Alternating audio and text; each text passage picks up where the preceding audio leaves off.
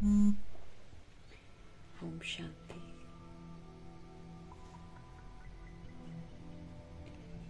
रूस की बाबा की मुरली हम आत्माओं को समझ देती है कि हम कौन हैं। रोज ये समझ देती है कि हमारा कौन है, और रोज हमको समझ देती है कि हमको क्या करना है।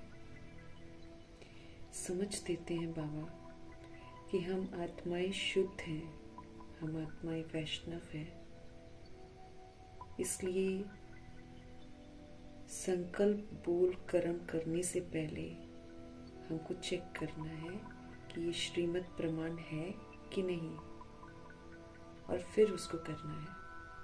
क्योंकि ये जो टाइटल हमको मिला है कि हम आत्माएं शुद्ध हैं, वैष्णव हैं, इस टाइटल को प्राप्त करना है।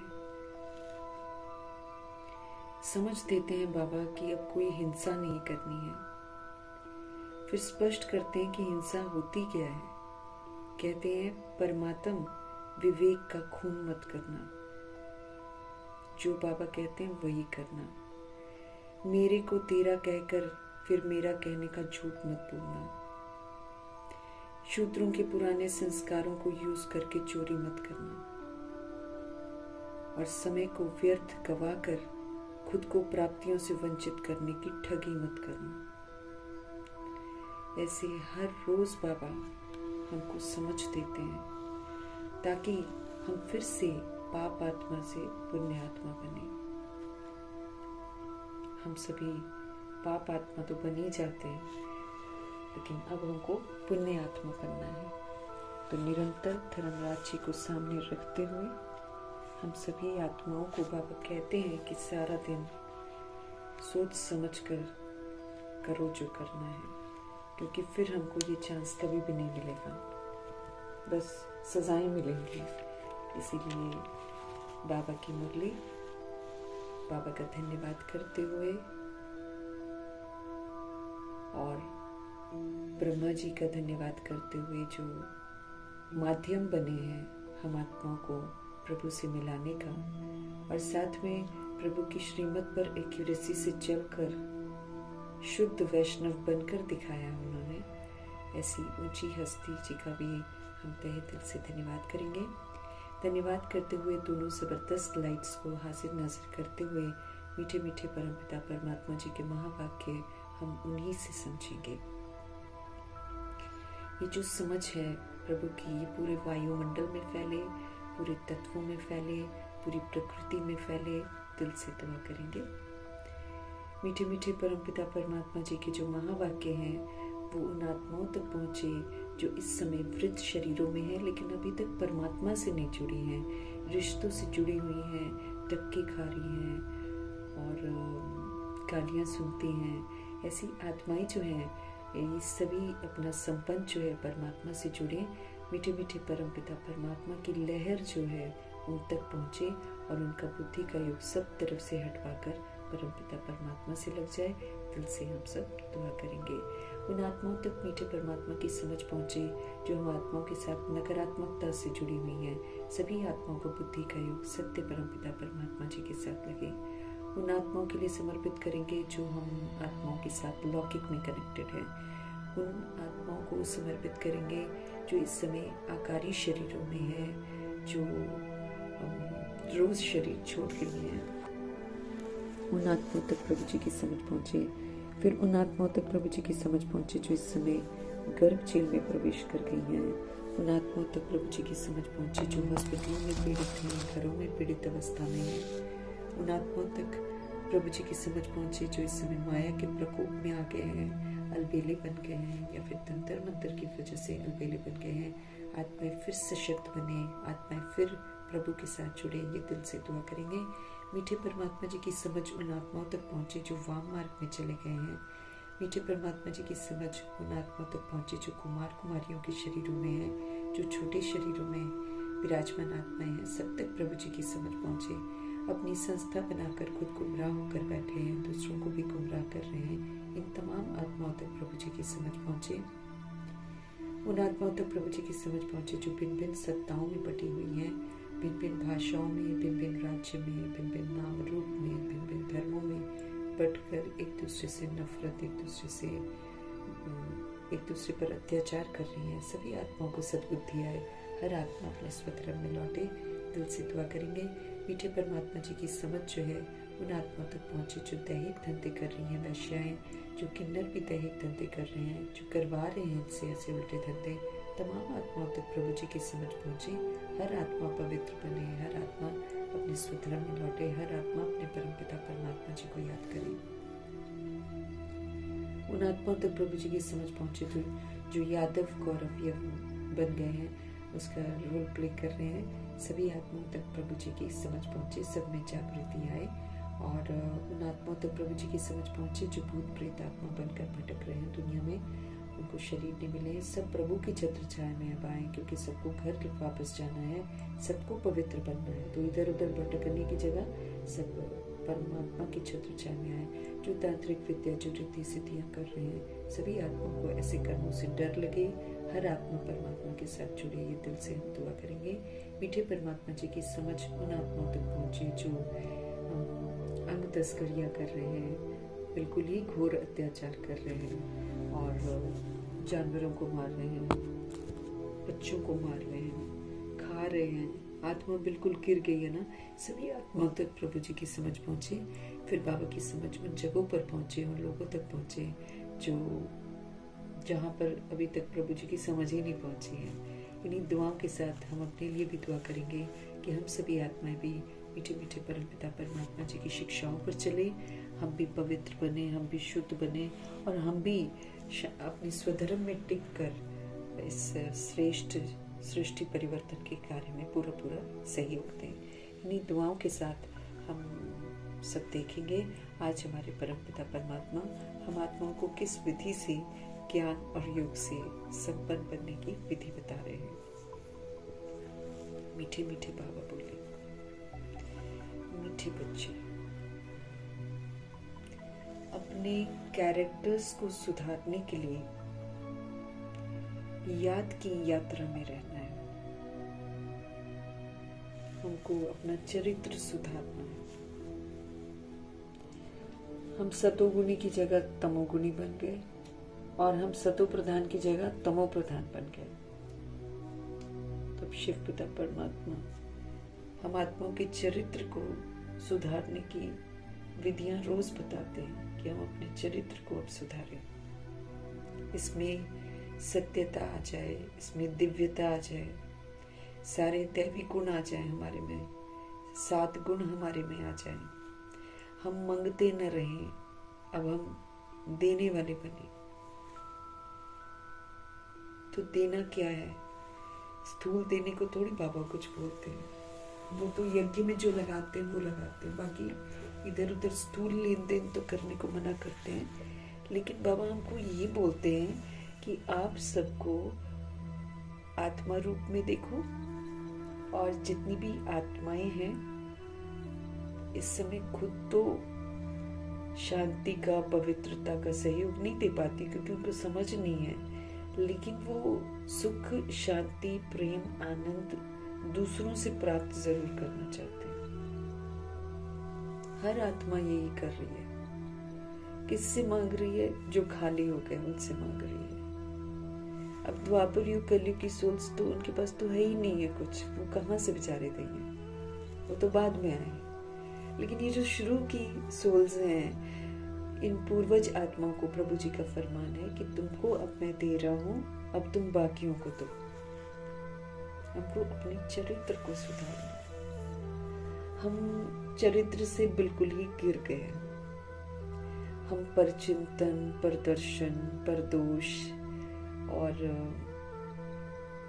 दुखी अशांत रहकर दूसरों को भी करवाना, ऐसी उल्टी हरकतें हम करने लग गए। काम, क्रोध, लोभ, मोह, अहंकार के वशीभूत हो गए, तो हमारे चरित्र तो बिल्कुल ही गंदे हो गए। अब हमको अपने चरित्र में सत्यता और दिव्यता लानी है, और वो भी किसके प्रति? जो सोल्स हमारे साथ अच्छा व्यवहार नहीं करेंगे। द्वापर युग कलयुग की सोल्स हमारे साथ अच्छा व्यवहार नहीं करेंगी, लेकिन हमको अच्छा व्यवहार करना है। क्यों? क्योंकि हमने अपनी सत्यता और दिव्यता को खो दिया, इसीलिए द्वापर युग कलयुग की सोल्स अब सत्यता और दिव्यता से अनजान हो गई। वो हमारी वजह से आज इतने खौफनाक स्वरूप में आ गई है। इसीलिए सब कुछ सहन करते हुए, सब कुछ स्वीकार करते हुए मीठे मीठे परमपिता परमात्मा हमको समझ देते हैं कि कोई भी बदलेगा नहीं, परिस्थितियां भी बदलेंगी नहीं, आपको बदलना पड़ेगा। अर्थात आपको अपने स्वधर्म में टिककर सभी को स्वधर्म का सुख देना पड़ेगा। समझ देते हैं बाबा कि इस अशांत दुनिया में शांत स्वरूप रहना, नफरतों की दुनिया में प्रेम स्वरूप होकर रहना, दुख धाम में सुख स्वरूप होकर रहना, अपवित्रता के वायुमंडल में पवित्र स्वरूप होकर रहना और दिल शिकस्त के वायुमंडल में आनंद स्वरूप होकर रहना, शक्तिहीन वायुमंडल में शक्ति स्वरूप होकर रहना,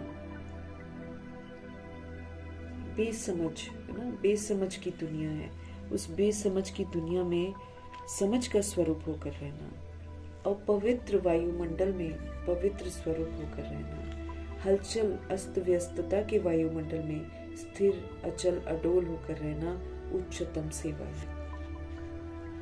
इतनी ऊंची सेवा जो करते हैं वो कर रहे हैं सेवा।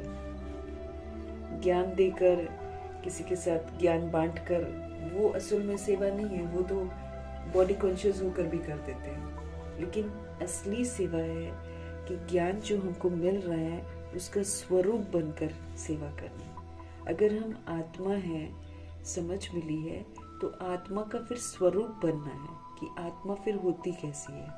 आत्मा तो फिर परमात्मा का बच्चा है, आत्मा तो फिर परम धाम में रहने वाला है, आत्मा तो फिर सतोगुणी है, आत्मा तो फिर सतयुगी देवात्मा है। फिर वैसा पाठ बजाओ, बाबा कहते हैं। फिर और सबको आत्मा रूप में देखो, शरीर को मत देखो। जब आप इस काबिल हो जाएंगे तब कहा जाएगा कि हाँ आप सेवा पर हैं, और यही सेवा जो है अंत में चाहिए। इसी की तैयारी बाबा अभी करा रहे। तो रोजमर्रा की जिंदगी में जो भी हमारे साथ ऊपर नीचे होता है वो एक्चुअली हमको ये सिखाता है कि ये जो ऊपर नीचे हो रहा है उसमें आप स्थिर रहो, उसमें आप एक रस रहो। उसमें कोई अच्छी बात कर रहा है, कोई बुरी बात कर रहा है, ऐसा ना हो कि बुरा आपको डिस्टर्ब कर दे और अपने लेवल पर ले आए। अपने लेवल पर लाना मतलब फिर हम क्वेश्चन करते हैं, करेक्शन करते हैं, रिएक्ट करते हैं, रिजेक्ट करते हैं, दुख लेते हैं, रोते धोते हैं और फिर दुख का वाइब्रेशन उसको वापस भेजते हैं। वो फिर और अगली बार आत्मा हमको तंग करती है। तो ये सारी चीजें जो है अब हमको स्वरूप में टिक कर ठीक करनी है। ठीक सभी हो जाएंगे, बाबा कहते सबने ठीक होना है। लेकिन बाबा ये चाहते हैं कि हम सब अपनी जो गलतियां कर रखी हैं हमने, उस गलतियों को सुधारने के लिए हम स्वधर्म में रह जाए, स्वधर्म में टिकना है। तो जब हम स्वधर्म में टिकेंगे, सतुगुनी सतयुगी पाठ बजाएंगे, तब हमारा चरित्र सुधरेगा। अब बिल्कुल ही ऑपोजिट के साथ, बिल्कुल ही गिरी हुई आत्माओं के साथ ऊंचा पाठ बजाना, इसके लिए ताकत चाहिए ना, आदत नहीं है ना उनको। रावण राज्य में तो हमने जैसे के साथ तैसा करना सीखा हुआ है, हमने दुख लेना सीखा हुआ है, हमने रोना सीखा हुआ है। रावण तो रुलाता है ना, हमको शोक वाटिका में लेकर जाता है। अब बाबा हमको अशोक वाटिका में लेकर जाते हैं, लेकिन हम अशोक वाटिका में तभी जा सकते हैं जब हम अपने चरित्र को सुधार लेंगे। ये शर्त है, ऐसे नहीं जा सकते हम अशोक वाटिका में ना। तो जब हम सतोगुनी और सतयुगी पाठ सबके साथ बजाएंगे तब हम अशोक वाटिका में जाएंगे, जहाँ कोई शोक नहीं होगा, कोई दुख नहीं होगा, कोई संकट नहीं होगा। तो अब इतना ऊंचा पाठ बजाना है, ऊंचा पाठ है ना ये, तो किसी को कुछ नहीं कहना, माना चित्त में भी कुछ नहीं, अंदर बाहर चित्त शांत रहे, जैसे ब्रह्मा जी का शांत था एकदम। उन्हें दुनिया की कोई भी ताकत प्रभावित नहीं कर पाई थी। वो कभी रिएक्ट ही नहीं किया उन्होंने किसी को देखकर। कभी रिजेक्ट नहीं किया। हालांकि वो अथॉरिटी थे, वो हेड थे, लेकिन कभी भी उन्होंने रिएक्ट नहीं किया, कभी भी उन्होंने रिजेक्ट नहीं किया, कभी भी उन्होंने किसी के एक्ट को देखकर प्रश्न नहीं किया, कभी भी उन्होंने करेक्शन नहीं किया। उन्होंने खुद को चेंज करके सबको सिखा दिया। इतना बड़ा दिल रखा, सबको सहनशीलता का सहयोग दिया। उनके सहनशीलता का सहयोग देने से फिर सब लोगों ने अंत में उनको स्वीकार किया। संतुष्ट रहे वो सबके साथ, किसी से कोई शिकवा नहीं, किसी से कोई शिकायत नहीं, चित्त पर भी नहीं, अंदर बाहर एकदम क्लीन। ऐसा नहीं कि बाहर से चलो हम शांत रह गए, अंदर दिमाग में क्वेश्चन करेक्शन सब चलता रहा, किया तो इसने गलत है, किया तो इसने, वैसा नहीं। तो अब हमको चरित्र को सुधारना। अब इतना ऊंचा चरित्र बनाने के लिए ताकत चाहिए। कहाँ से मिलेगी हमको ताकत? याद की यात्रा से। एक बाबा को हम याद करते रहेंगे, करते रहेंगे, करते रहेंगे, ताकत मिलती जाएगी और हम सत्यता और दिव्यता को धारण कर पाएंगे। वरना तो बहुत मुश्किल है।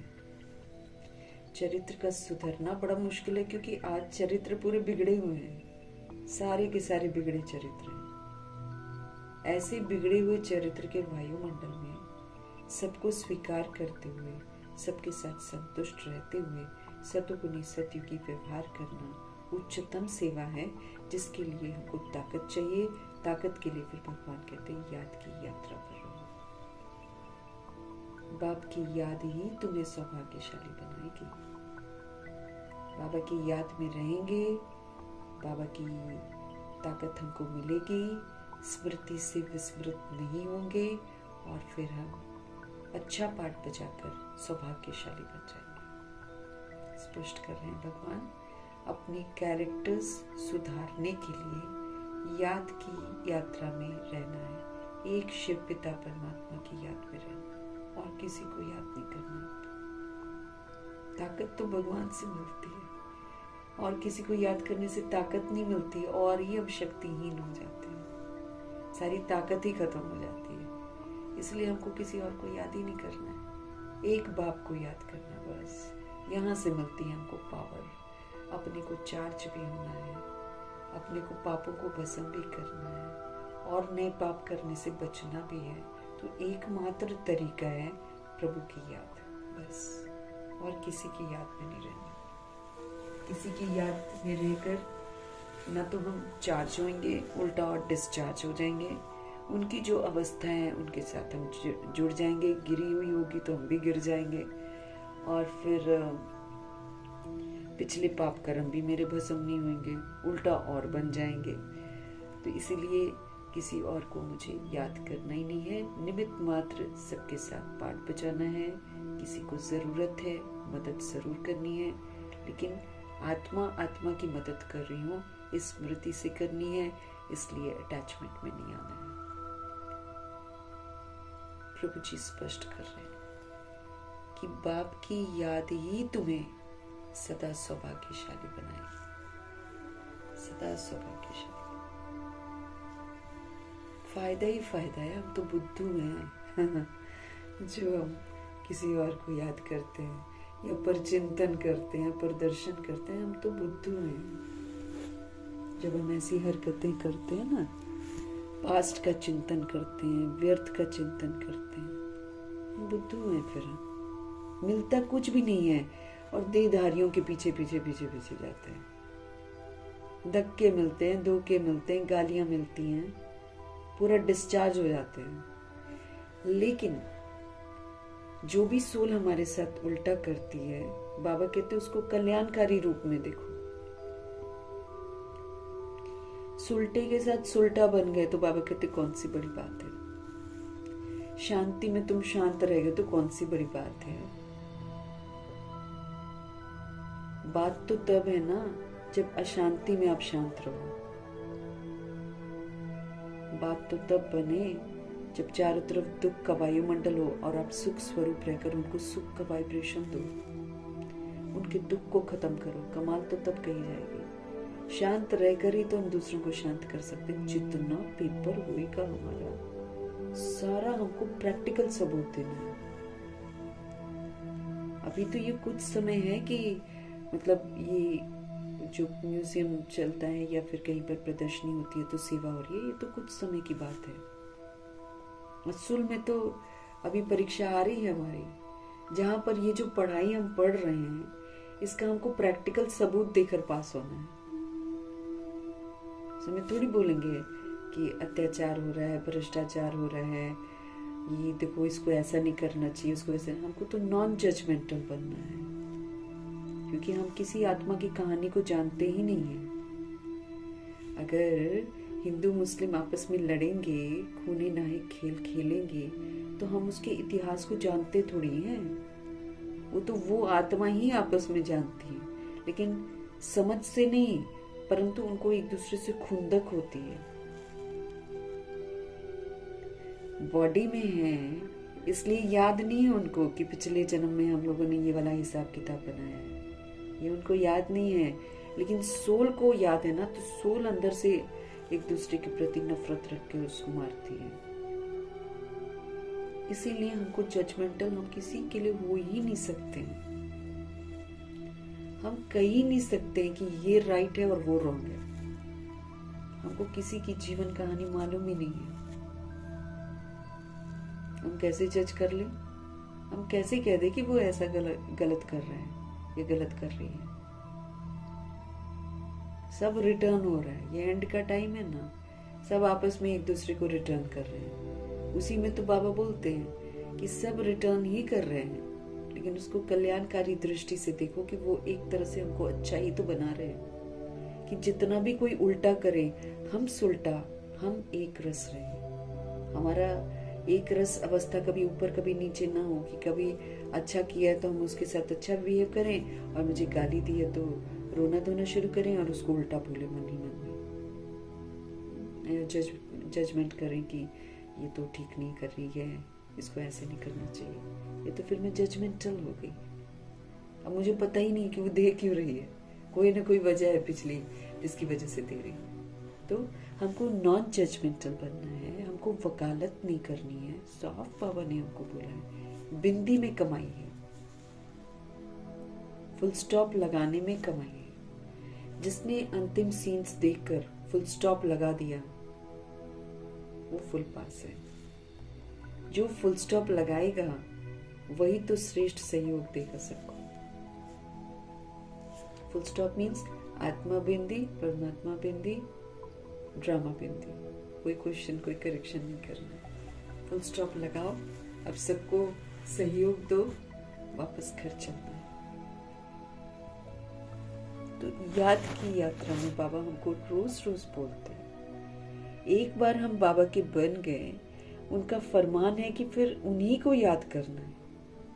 अब हम अपनी जिंदगी में देख सकते हैं कि जब से हम ज्ञान में आए हैं तब से हम कितना बाबा की कितनी बार याद की यात्रा टूटी हुई है।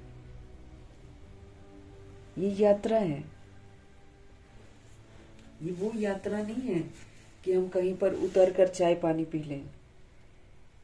ये वो यात्रा नहीं है कि हम इसमें कहीं पर बीच में उतर कर वापस कहीं स्थान पर उल्टे कलयुग में चले जाएं और फिर कलयुग से फिर सीधे रास्ते पर आए। ये वो यात्रा है ही नहीं है। ये तो हम इतने पापात्मा बन गए हैं कि भगवान ने आकर जब हमको परिचय दिया है तो उनका फरमान है कि यात्रा शुरू हो गई, बस याद की, अब चलते चलो, अब बस मुझे ही याद करो। नहीं तो जब जब हमने उनको याद नहीं किया है तब तब हमने पापों का खाता बना रखा है। और वो पाप जिसका एक का 100 गुना, एक का 1000 गुना और एक का लाख गुना दंड बन जाता है, और जिसको हमको भुगतना ही पड़ता है। इसकी कोई माफ़ी नहीं है। पुराने की माफ़ी है जो मैंने अनजाने में करा है, वो भी माफ़ी तब है जब मैं यथार्थ उनको याद करूं, एक्यूरेसी से याद करूं, अपनी को आत्मा समझकर परमात्मा को याद करूं, तब माफ़ी है। अदरवाइज तो वो भी माफ़ी नहीं है, वो भी सिर पे बोझा है। प्लस अभी जो हम अवज्ञा कर रहे हैं इसका कितना बोझ है हम पर चढ़ता। बड़ी गंभीरता से हमको अपने लिए सोचना है। याद की यात्रा चेक करके देखना है कितनी बार हमारी याद की यात्रा टूटी होगी, क्योंकि जब जब बाबा को याद नहीं किया है तब तब हमने पाप किया है। बाबा तो साफ बोलते हैं जहाँ बाप है वहाँ पर पाप नहीं है, और जहाँ बाप नहीं है तुम्हारी यादों में वहाँ तुम पाप ही करते हो। कितना बाबा का बनने के बाद दूसरों को देखा है, पर चिंतन किया है, पर दर्शन किया है, पर दोष दिया है, दूसरे को दोष दिया है, क्वेश्चन भी किया है, क्यों क्या कैसे किया है, करेक्शन भी किया है, दुख लिया भी है, दुख के वाइब्रेशन दिए भी हैं, जजमेंट भी करी है, ये सही है ये गलत है, वकालत भी करी है, इसको ऐसा नहीं करना चाहिए, इसको ऐसा नहीं करना चाहिए। सारा हमने क्या किया, सारी अवज्ञाएं की है। बाबा ने हमको क्या बोला था, बिंदी लगा दो बच्चे, जो हुआ सो हुआ, छोड़ दो, अब तुम लगाओ बिंदी, अब तुम आ जाओ संगम युग की छत्र छाया में, मेरी छत्र छाया में आओ।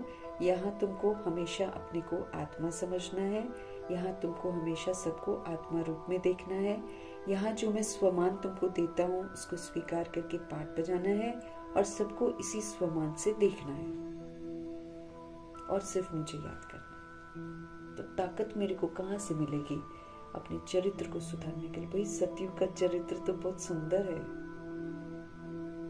ब्रह्मा जी के साथ और मम्मा जी के साथ अगर हमारी आने की तमन्ना है, सूर्यवंशी घराने में आने की तमन्ना अगर है, तो कितना ना ऊंचा पाठ बजाना है जैसे ब्रह्मा जी ने बजाया है।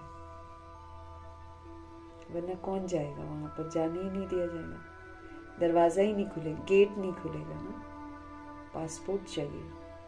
तो बाबा हमको आज समझ दे रहे हैं, अपने कैरेक्टर्स सुधारने के लिए याद की यात्रा में रहना है। बाप की याद ही तो तुम्हें सदा सौभाग्यशाली बनाएगी। उनको याद नहीं करेंगे तो हम दुर्भाग्यशाली बन जाते हैं, क्योंकि पुट्ठे काम करते हैं ना। फिर प्रश्न है अवस्था, अपनी अवस्था बनानी है ना। तो अवस्था की जो परख है किस समय होती है, हमारी अवस्था कैसी हम बना रहे हैं इसकी परख की जाएगी ना। तो बाबा क्या बोल रहे हैं हमको कि अवस्था की परख किस समय होती है, अच्छी अवस्था किसको कहेंगे? उत्तर है प्रभु जी का, अवस्था की परख जो है ना बीमारी के समय होती है। बीमारी में भी खुशी बनी रहे और खुश मिजाज चेहरे से सबको बाप की याद दिलाते रहो, यही तो अच्छी अवस्था है ना। क्योंकि हमको हेल्दी, वेल्दी, हैप्पी, इसका जो संस्कार है बनाना यही पर है। सारा कुछ संगम पर ही करना है। अपना पुराना हिसाब भी मर्ज होगा, वो भी चुकता करना है। प्लस हमने बनाया है हिसाब, तो चुकता करते समय नो शिकवा नो शिकायत। मेरे साथ क्यों, ये तो कभी भी नहीं बोलना है। उसमें खुश रहना है। भगवान का क्या फरमान है, हर हाल में खुश रहो। शिकवा शिकायत कौन करता है? वही करेगा ना जो ये सोचता है कि ये मेरे साथ गलत हुआ है, मुझे बीमारी नहीं होनी चाहिए। अब भगवान जी बता रहे हैं बीमारियां, दुख, संकट, मुसीबतें, धोखे हम खुद लिखते हैं अपनी पत्री में।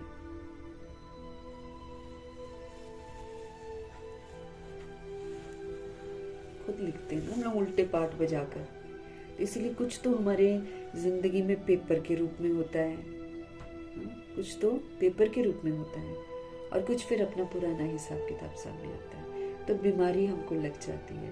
अब हमको उल्टा रहन सहन हम लोग जितना दैहिक बना देते हैं उतना हमको रोग लगते हैं, बीमारी आ जाती है। दैहिक हमारा जो आचरण है दैहिक वाला, ये तो बिगड़ता ही आया है ना, ये तो द्वापर युग से बिगड़ता ही रहा है। तो करते करते करते करते कलयुग में तो बिल्कुल ही बिगड़ जाता है।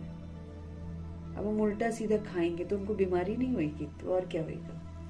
फिर हम सभी आत्माएं काम, क्रोध, लोभ, मोह, अहंकार की शिकार हो जाती हैं। बीमारी नहीं लगेगी हमको तो और क्या लगेगा, है ना। तो बाबा हमको समझ दे रहे हैं कि जो भी होता है हमारे साथ उसको हमको स्वीकार करना है।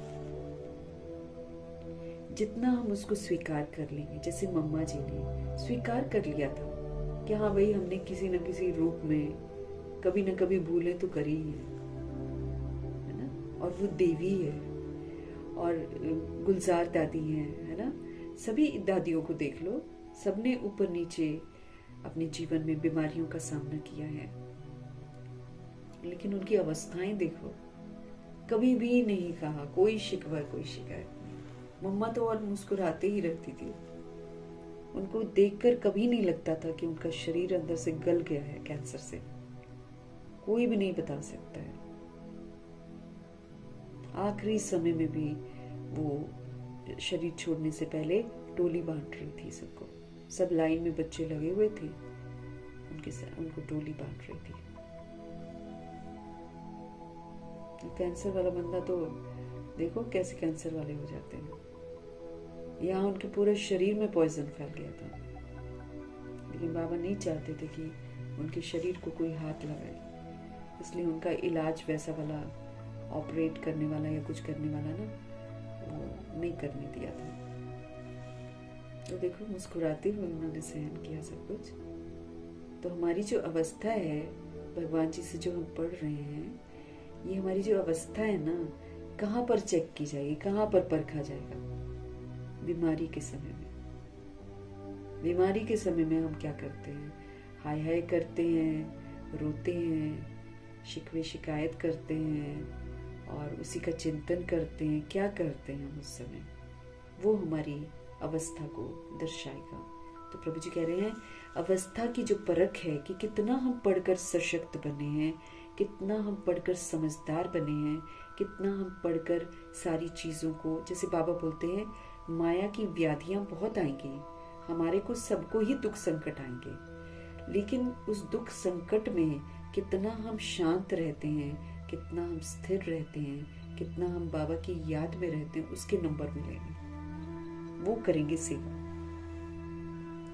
है ना। अब देखो जैसे रतन मोहिनी दादी आईसीयू में थी ना, जब शरीर उन्होंने छोड़ा है, तो आईसीयू में वो मुरली पड़ रही है, पाइप शाइप सब लगे हुए हैं, जहाँ भी नाक मुख में जहाँ भी लग जाते हैं सब लगे हुए हैं, लेकिन मस्त होके मुरली पड़ रही है, सेवा कर रही है ना। तो बाबा क्या बोल रहे हैं? अवस्था की परख बीमारी के समय होती है। बीमारी में भी खुशी बनी रहे कि चल कोई नहीं, हम ताकतवर बन रहे हैं, आत्मा की मैल उतर रही है, कोई नहीं, इसी में तो मुझे दिखाना है, बाबा की याद में रहना है, मुरलियां पढ़नी है, अरे खूब खुश रहना है। उससे फिर बाबा क्या करेंगे ना, फिर मदद करेंगे, फिर दर्द नहीं होगा। इन आत्माओं ने क्या किया? यही तो किया, दादियों ने, बाबा ने, मम्मा ने क्या किया?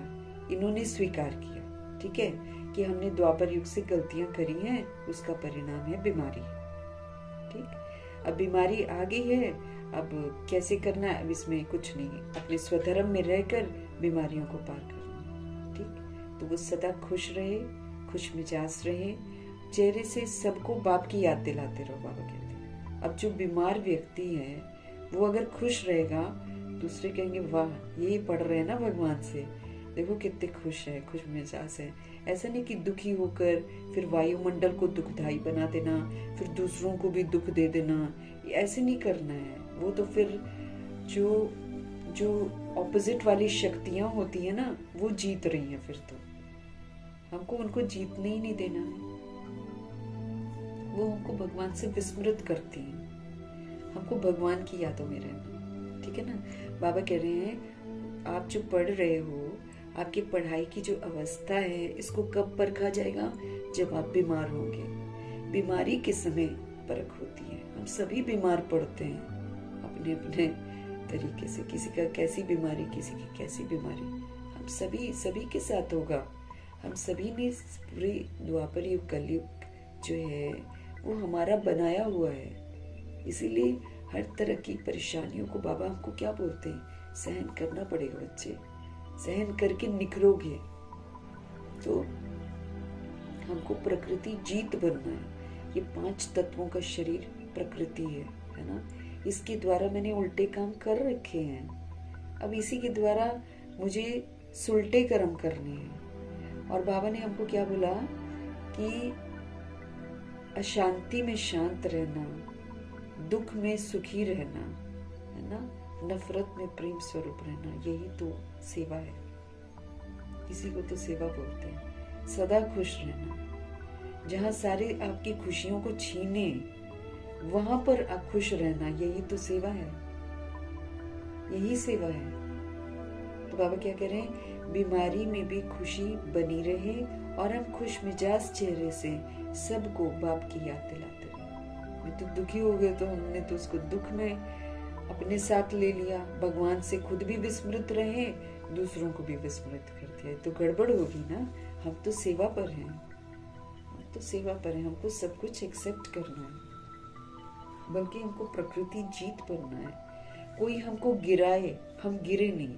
अब किसी ने मुझे गिराया और मैं गिर गई और उसका चिंतन दुखी हो गए, उससे तो मैं अपने शरीर को खराब कर रही हूँ। जितना मैं दुख का चिंतन करूंगी उतना ही तो मेरा शरीर खराब होता चला जाएगा। कोई कितना भी हमारे साथ बुरा करे, कितनी भी बीमारी हम पर आए, भगवान का फरमान है खुश रहो। तो बीमारी में भी खुशी हमारी बनी रहे और खुश मिजाज चेहरे से हम सबको बाबा की याद दिलाते रहे, इसको ही तो बोलते अच्छी अवस्था। यही होगा कि हाँ, हमने भगवान जी से पढ़ा और हमने अपनी अवस्था को अच्छा बनाया। इसी को बाबा बोलते हैं अच्छी सेवा।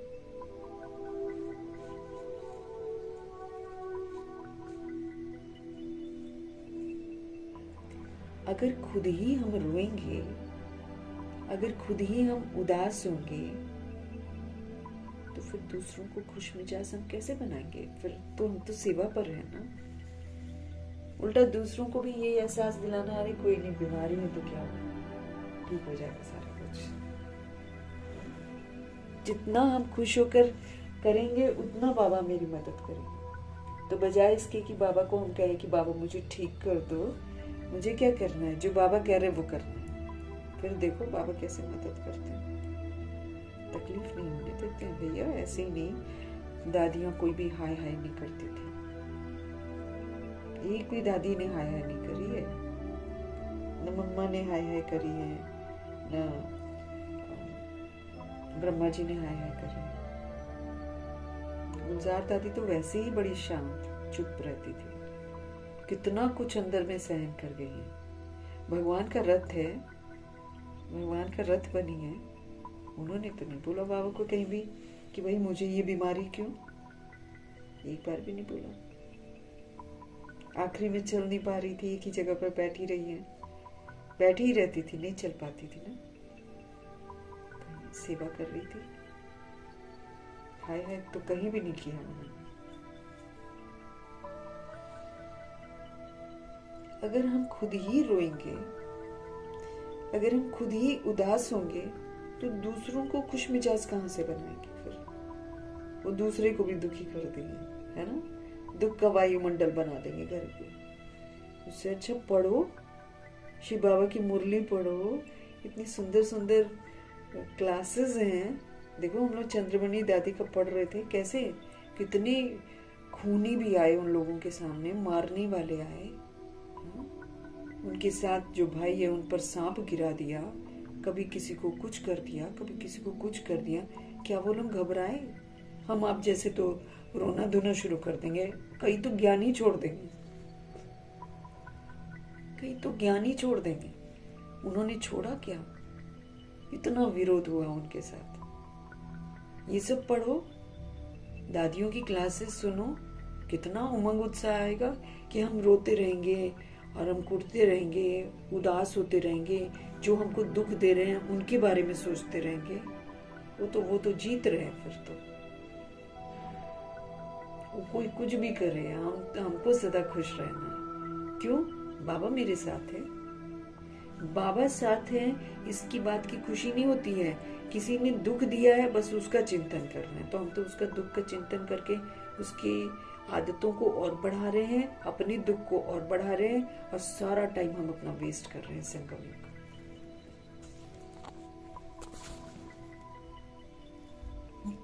हम भगवान से पढ़ रहे हैं, किस लिए पढ़ रहे हैं? अंत में हमको सेवा करनी है ना, पूरे विश्व की सेवा करनी है।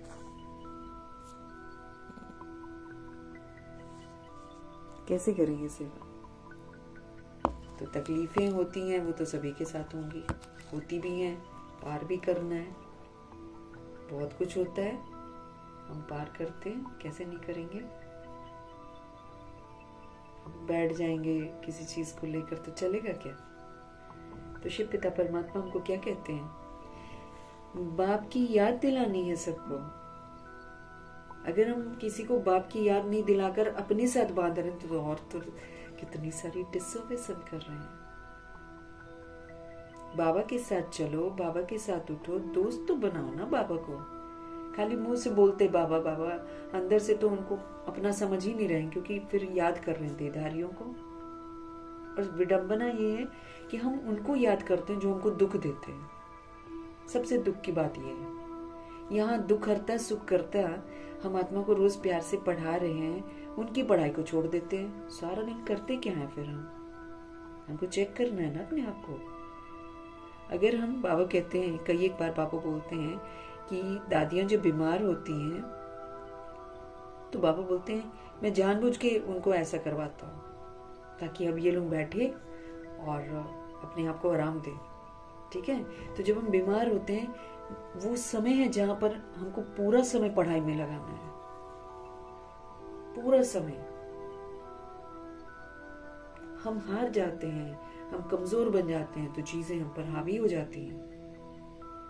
हमको चीजों को हावी नहीं होने देना है अपने पर। अभी तो बहुत सारी भूत प्रेत आत्माएं आएंगी, बहुत सारे ऑपोजिशन होंगे, बहुत सारा तांडव होगा, तो हम तो हारते ही चले जाएंगे। हर समय बाबा को याद करना है, अपने को आत्मा समझने का पाठ, और नहीं तो कुछ। बार बार लिखो मैं आत्मा हूँ, वो भी आत्मा है, वो भी आत्मा है, मैं भी सतोगुणी आत्मा हूँ, वो भी सतोगुणी आत्मा है, वो भी सतोगुणी आत्मा है, वो भी सतोगुणी आत्मा है, मैं भी परमात्मा का बच्चा हूँ, वो भी परमात्मा का बच्चा है, वो भी परमात्मा का बच्चा है। ऐसे करके वो लिखो। अपने आप को सारा दिन व्यस्त रखना है। देखो दुख कैसे भागेगा, तब बाबा मदद करेंगे। खाली हम बैठकर फोटो के सामने बैठ जाएं और बोले बाबा मेरा ये शरीर खराब, मेरा ये खराब, मेरा ये ठीक कर दो, मेरा वो ठीक कर दो, तो कभी नहीं ठीक करेंगे। बाबा कहते ठीक कैसे होता है? अच्छे कर्म करो, सुकर्म करो, श्रीमत पर चलो, मुझे याद करो, अपने आप ठीक हो जाएगा। मांगना तो है ही नहीं है। दया करो, कृपा करो, ये कर दो, वो कर दो, ये तो फिर हम भगत आत्मा है। वो करो जो श्रीमत कहती है, अपने आप सब कुछ ठीक हो जाएगा, पता ही नहीं चलेगा। सारा दिन पढ़ाई पढ़नी चाहिए, सारा दिन लिखना चाहिए मैं आत्मा हूँ, वो भी आत्मा है, वो भी आत्मा है। दुआएं दो सारा दिन, सबको दुआएं दो, दिल से दुआएं दो। अपने को आत्मा समझने का पाठ एकदम पक्का करो। इस विधि से सारा दिन बिताना चाहिए। पढ़ाई नहीं पढ़ेंगे, लेटे रहेंगे, सोएंगे, चिंतन करते, इससे तो हम और कमजोर बन जाते हैं। इसलिए बाबा हमको बोलते हैं तुम्हारी परख, तुम्हारी अवस्था की परख ही बीमारी के समय में होगी।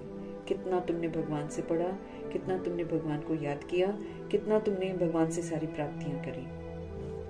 हमको शक्ति लेनी है बाबा से, हमको चार्ज होना है बाबा के साथ। तो जब हम याद नहीं करेंगे तो मेरी बैटरी कहाँ से चार्ज होगी?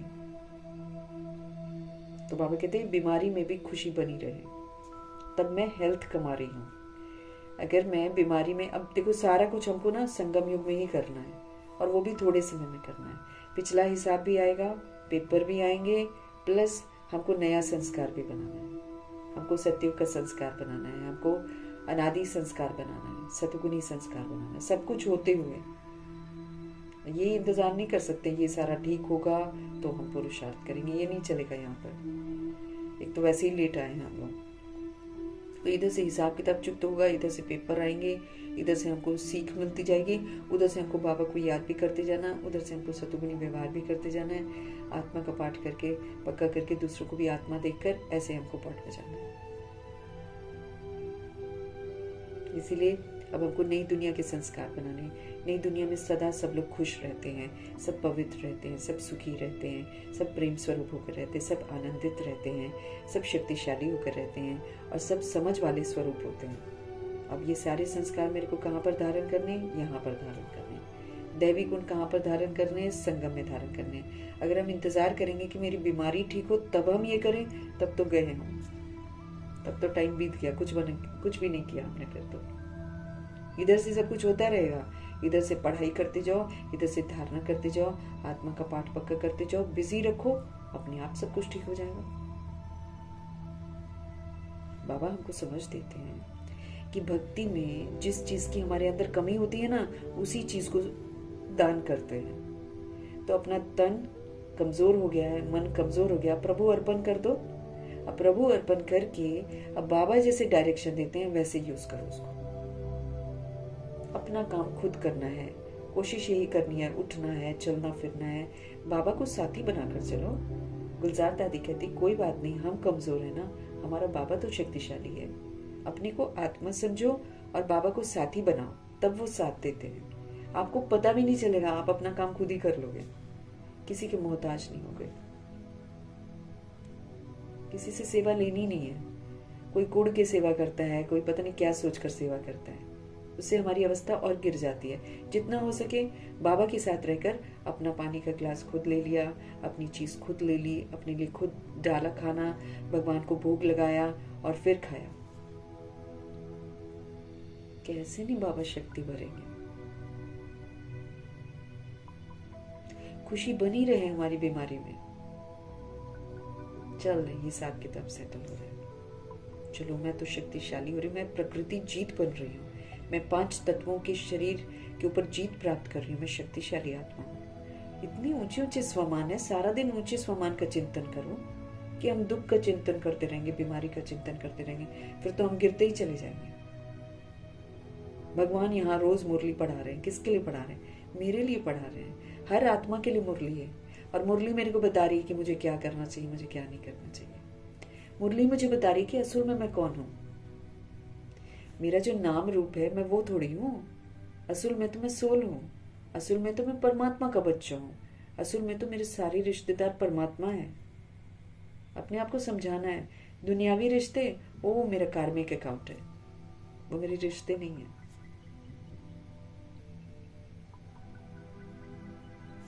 बीमारी में खुशी बनी रहे,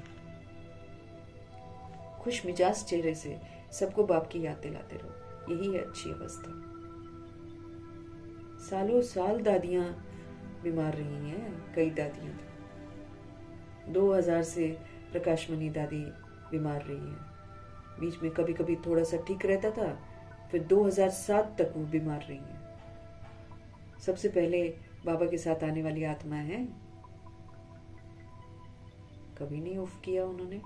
गुलजार दादी छोटे होते से कितनी बार कितनी सारी बीमारियों से बाहर निकली है। लाइफ देखो ना उनकी लाइफ देखकर अपना देखो। वो तो कितना अच्छा पार्ट बजा रही है, हम तो उतना अच्छा पार्ट भी नहीं बजाया है। तो इंस्पिरेशन मिलता है। सारा दिन उदास रहेंगे, लेटे रहेंगे, रोते रहेंगे, कुड़ते रहेंगे, पहले हम ऐसे नहीं थे अब हम ऐसे हो गए, तो हमारे तो शरीर ठीक ही नहीं। मैं तो अच्छा सेवा ही नहीं कर रही हूँ, फिर तो हमको तो सेवा पर रहना है। और टाइम मिला है भगवान को याद करने का, और टाइम मिला है प्रभु चिंतन करने का, ज्ञान चिंतन करने का, सारा टाइम उसमें देना है। अपने आप को सशक्त बनाना है। सोल हूं मैं, मेरे पास पावर है अपनी बॉडी को ठीक करने का। तो दवाई तो हम लोग लेते हैं थोड़ा सा, लेकिन एक्चुअल में मुझ सोल के पास ताकत है, परमात्म ताकत है, ईश्वरीय ताकत है। इससे मैं अपने आप को ठीक कर सकती हूँ। और हमारे पास ठीक करने की विधि क्या बोलते हैं बाबा? शुभ भावना, शुभकामना, दुआएं देनी शुरू करो तो सब अपने आप शरीर ठीक हो जाएगा, सब कुछ ठीक हो जाएगा। बाबा कहते खुश मिजाज चेहरे से सबको बाप की याद दिलाते रहो, यही तो अच्छी अवस्था है। अगर हम खुद ही रोएंगे, अगर हम खुद ही उदास होंगे, तो दूसरों को खुश मिजाज कहाँ से बनाएंगे? हम तो डिससर्विस कर रहे हैं, अगले को भी चिंता में डाल रहे हैं, अगले को भी दुखी कर रहे हैं। अब मतलब वायुमंडल तो गड़बड़ हो जाता है ना सारे के सारे। तो कोशिश यही करनी चाहिए कि किसी का ध्यान मेरी तरफ ना जाए, सबका ध्यान परमात्मा की तरफ जाए। वो तब जाएगा जब मेरा ध्यान परमात्मा की तरफ होगा। कुछ भी हो जाए, बाबा कहते रोना नहीं है। कोई रोता होगा तभी बाबा चला रहे, है ना। हम अपने आप को चेक कर सकते हैं, और उदास होंगे या रो रहे होंगे, या खुद रोना क्या होता है, आंखों का रोना भी होता है और मन का रोना भी होता है। मेरे साथ क्यों, मेरे साथ क्यों, मेरे साथ क्यों। सबके साथ होना है, सबके साथ ही होना। हम सभी ने पुट्ठे काम कर रखे हैं, किसी ने कैसा किया है, किसी ने कैसा किया, लेकिन पुट्ठे किए हुए सबने हैं। कुछ का साथ साथ हिसाब किताब चुकत होता है, कुछ का धर्मराजपुरी में होता है, ये फर्क पड़ता है। होगा सभी के साथ, मम्मा जी के साथ भी हुआ, ब्रह्मा जी के साथ भी हुआ। इतने मनो एक भी गलती नहीं करी इन आत्माओं ने, तो फिर हम क्या चीज हैं? हमने तो गलतियां भी करी हैं, उन्होंने तो गलतियां ही नहीं करी हैं, सबसे बड़ी बात है। एक भी अमृत वेला मम्मा ने मिस नहीं करा है। ब्रह्मा जी तो हमेशा जागते ही रहते थे, मम्मा जी ने एक भी अमृत वेला मिस नहीं किया। 2 बजे उठती थी, सारा दिन सेवाओं पर रहती थी।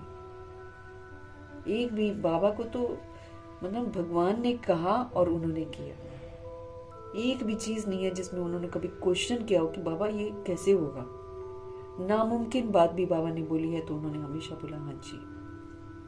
हमको सीखना चाहिए ना ऐसी चीजों से, ऐसी ऐसी चीजें हमको पढ़नी चाहिए, हमको सुननी चाहिए। कितनी क्लासेस हैं दादियों की, उमंग उत्साह की, जनक दादी की, गुलजार दादी की, सुनकर अपने आप को खुश रखना है। तो कोई रोता होगा, इसलिए बाबा कह रहे हैं कि अगर हम खुद ही रोएंगे, अगर हम खुद ही उदास हो जाएंगे तो दूसरों को खुश मिजाज कैसे हम बनाएंगे? कुछ भी हो जाए, प्रभु जी कहते भाई रोना नहीं है। रोया तो रोने वाले को बाबा क्या बोलते? विधवा। क्यों? क्योंकि अब मेरा संबंधी कौन हो गया? शिव बाबा। मैं कौन हूँ? मैं आत्मा हूँ, मैं बॉडी नहीं हूँ। आत्मा का साजन कौन है? शिव बाबा। अब हम रोते हैं तो बाबा कहते फिर तू विधवा हो गई क्योंकि तेरे पास साजन इतना सुंदर मिला हुआ है और तुम रो रही हो। बाबा तो रुलाते नहीं है ना हमको। ओम शांति। 2 अक्षर गाए जाते हैं, दुर्भाग्यशाली और सौभाग्यशाली। अब हम खुद ही बनते हैं ये। श्रीमत पर चल लो तो सौभाग्यशाली बनते हैं, अपनी मत पर चलते हैं, दूसरों की मत पर चलते हैं, दुर्भाग्यशाली बन जाते हैं। सौभाग्य चला जाता है तो दुर्भाग्य कहा जाता है। अब स्त्री का पति मर जाता है तो वो भी दुर्भाग्य कहा जाता है दुनिया में। अकेली हो जाती है, ऐसा कहते हैं। अभी तुम जानते हो हम सदा के लिए सौभाग्यशाली बनते हैं। कोई थोड़े अरसे के लिए बाबा हमको सौभाग्यशाली थोड़ी बनाते हैं।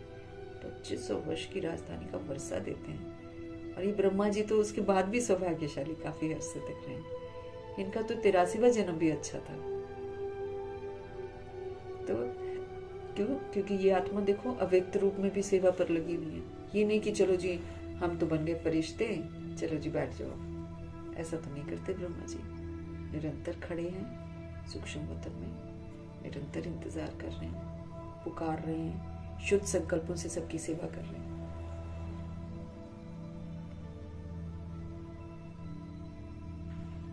अभी तुम जानते हो हम सदा के लिए सौभाग्यशाली बन रहे हैं। वहां दुख की तो कोई बात ही नहीं है सतयुग में। और मृत्यु वो तो यूज ही नहीं करते हैं वर्ड्स लोग वहां पर। मृत्यु शब्द यूज ही नहीं करते। 150 वर्ष के बाद वो ये कहते हैं कि हम चोला बदल रहे हैं, शरीर रूपी चोला चेंज करते हैं। उनको ये वाला बुद्धि में रहता है। वो नहीं बोलते, वहां पर मृत्यु शब्द नहीं यूज करते। विधवा नाम वहां होता ही नहीं है। 150 वर्ष जीते हैं, 150 वर्ष के बाद बॉडी छोड़ते हैं। कोई किसी को बांध कर रखता नहीं है कि तुम मेरे हो, तुम मेरे हो जैसे यहाँ पर हर चीज को बांधते हैं, मेरा बच्चा, मेरा ये, मेरा वो। यहाँ तो मेरे मेरे के हम लोग कितने गीत गाते हैं। मेरा है, मेरा है। एक पेंसिल तक कोई ले लेता, मेरी पेंसिल है। ऐसे छोटे छोटे बच्चे भी मेरे तेरे में शुरू में ही आते, फंस जाते हैं। वहां दुख की बात ही नहीं है, मृत्यु का नाम नहीं होता है वहां, विधवा नाम ही नहीं होता है वहां। विधवा को दुख होता है, रोती रहती है। बल साधु संत हैं, ऐसा नहीं कि उन्हें कोई दुख नहीं होता है, साधु संत को भी दुख होता है। कोई पागल बन पड़ते हैं, बीमार रोगी भी होते हैं। ये है ही रोगियों की दुनिया। कारण क्या है रोग का? देह का भान, देह का अभिमान। उससे पनपते हैं काम, क्रोध, लोभ, मोह, अहंकार। फिर उनके बच्चे ईर्ष्या, द्वेष, आलस्य, सुस्ती, अलबेलापन, ये सारे जो रोग ही बन जाते हैं। अब ये सूक्ष्म रोग आत्मा को लगते हैं, जिससे उसका शरीर भी फिर रोगी बन जाता है। तो बाबा कहते हैं सब यहाँ पर रोगी हैं, रोगियों की दुनिया है। सत्युग है निरोगी। किसी को मन का रोग लगा हुआ है तो किसी को तन का रोग लगा हुआ है। रोगी तो सभी सब है। कोई किसी से जलता है, कोई किसी का बुरा करता है, ये तो है ही बीमारों की दुनिया। ये है ही रोगी दुनिया। सत्युग है निरोगी दुनिया। वहां पर कोई बीमारी नहीं है ही नहीं। अब वो दुनिया में जाने के लिए मेरे को यहाँ पर निरोगी के संस्कार बनाने, मुझे यहाँ पर हेल्थ कमानी है, मुझे यहाँ पर वेल्थ कमानी है, मुझे यहीं पर हैप्पीनेस कमानी है। और कब कमानी है? जब मेरी हेल्थ खराब हो तो मुझे हेल्थ कमानी है। जब मैं गरीब हूँ, मेरे पास पैसा नहीं है, तब मुझे वेल्थ कमानी है। और जब मेरे दुनिया में खुशी नहीं है, वहां पर खुश रहकर मुझे खुशियां कमानी है। ये कंडीशन है। इस विधि से क्या होता है कि हम जो उल्टे काम करते हैं ना, उसका हिसाब किताब सेटल हो जाता है। हमारे को हेल्थ खराब होती है तो हम उसके कारण है ना, मतलब हम देह अभिमान में आए, हम काम क्रोध लोभ अहंकार में आए, हमने 63 जन्म गर्भ जेल में जाकर, गर्भ जेल से निकलकर झूठ बोला, भगवान को याद करेंगे बोला और फिर याद नहीं किया, फिर रिश्तों में बंधे, फिर रिश्तों का विस्तार किया। पाप नहीं किए तो और हमने किए क्या है? पाप ही तो कर रखे हैं। तो किसी न किसी विधि से हमारी जिंदगी में कुछ रोग आते हैं, कुछ बीमारियां आती हैं, तो हमको उसमें बाबा कहते हैं व्याधि चाहे कितनी भी आए, तुमको खुश रहना है, खुश रहकर खुशी कमानी है। हेल्थ खराब है लेकिन हम बोलेंगे नहीं, मैं बिल्कुल ठीक हूँ, मैं बिल्कुल ठीक हूँ, मेरा शरीर निरोगी है ना, मेरा शरीर बिल्कुल परफेक्ट है, मेरे ऑर्गन्स बिल्कुल, अपनी बॉडी के ऑर्गन से बात करें, मैं आत्मा हूँ भाई, मैं आत्मा, मालिक हूँ अपने शरीर का। अपने ऑर्गन्स को खुद ठीक करना है, अच्छा अच्छा वाइब्स देकर, अच्छे अच्छे बोल बोल के उसको जो है ना देना है। मैं शक्तिशाली हूँ, मेरा शरीर परफेक्ट है, जबकि वो बीमार है, लेकिन बोलना है मेरा शरीर परफेक्ट है। बोल बोल कर 1 महीना 2 महीना, फिर ध्यान रखना है कि जब भी हम ऐसे संकल्प करते हैं ना कि मेरा शरीर निरोगी है या मेरा शरीर परफेक्ट है, तो कहीं बीच में कभी भूल के भी ये नहीं कहना कि भाई मैं दुखी हूँ, ये शरीर ठीक नहीं है। बोलना नहीं है। फिर संकल्पों से सिद्धि होती है, लेकिन वो संकल्प जो हेल्दी वाले संकल्प है, वो मुझे कब तक बोलने हैं डिपेंड करता है कि कितना मैंने अनहेल्दी बोला हुआ है, कितना मैंने श्रीमत के विपरीत जाकर उसको खराब बोला हुआ है, उतने तक मुझे बोलना पड़ेगा। तो उसमें मुझे 1 महीना लग सकता है, मुझे 2 महीने लग सकते हैं, मुझे 3 महीने लग सकते हैं, लेकिन जिस दिन वो हिसाब किताब मेरा सेटल हो जाएगा ना बैड बोलने का, उस दिन मैं हेल्दी हो जाऊंगी। रोज बोलना, मैं बिल्कुल स्वस्थ हूँ। ये शरीर इंस्ट्रूमेंट है, ये प्रभु की अमानत है। इसको शुद्धता से, शुद्ध संकल्प से, दुआओं से अपने लिए भी और दूसरों के लिए भी दुआएं दे देकर इसको ठीक कर देना। हमारे पास ताकत है, हमारे साथ सर्वशक्तिमान है।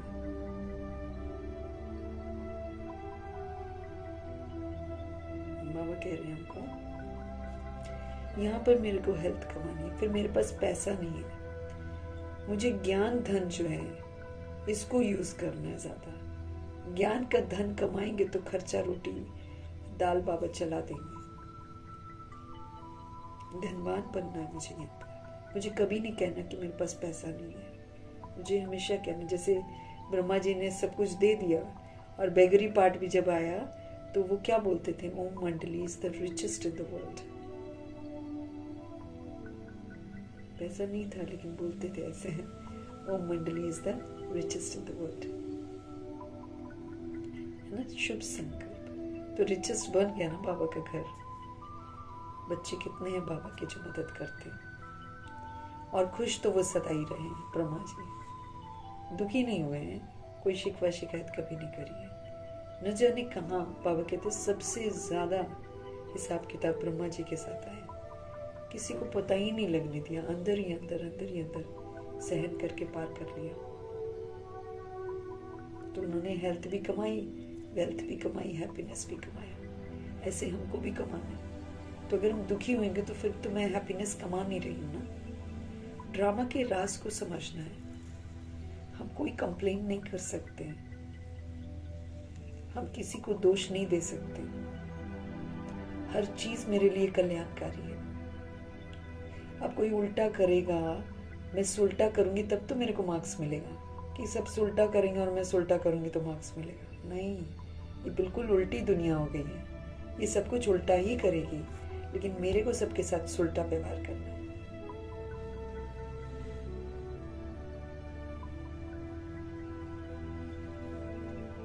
बाबा कहते ये है ही रोगी दुनिया, सत्युग है निरोगी दुनिया।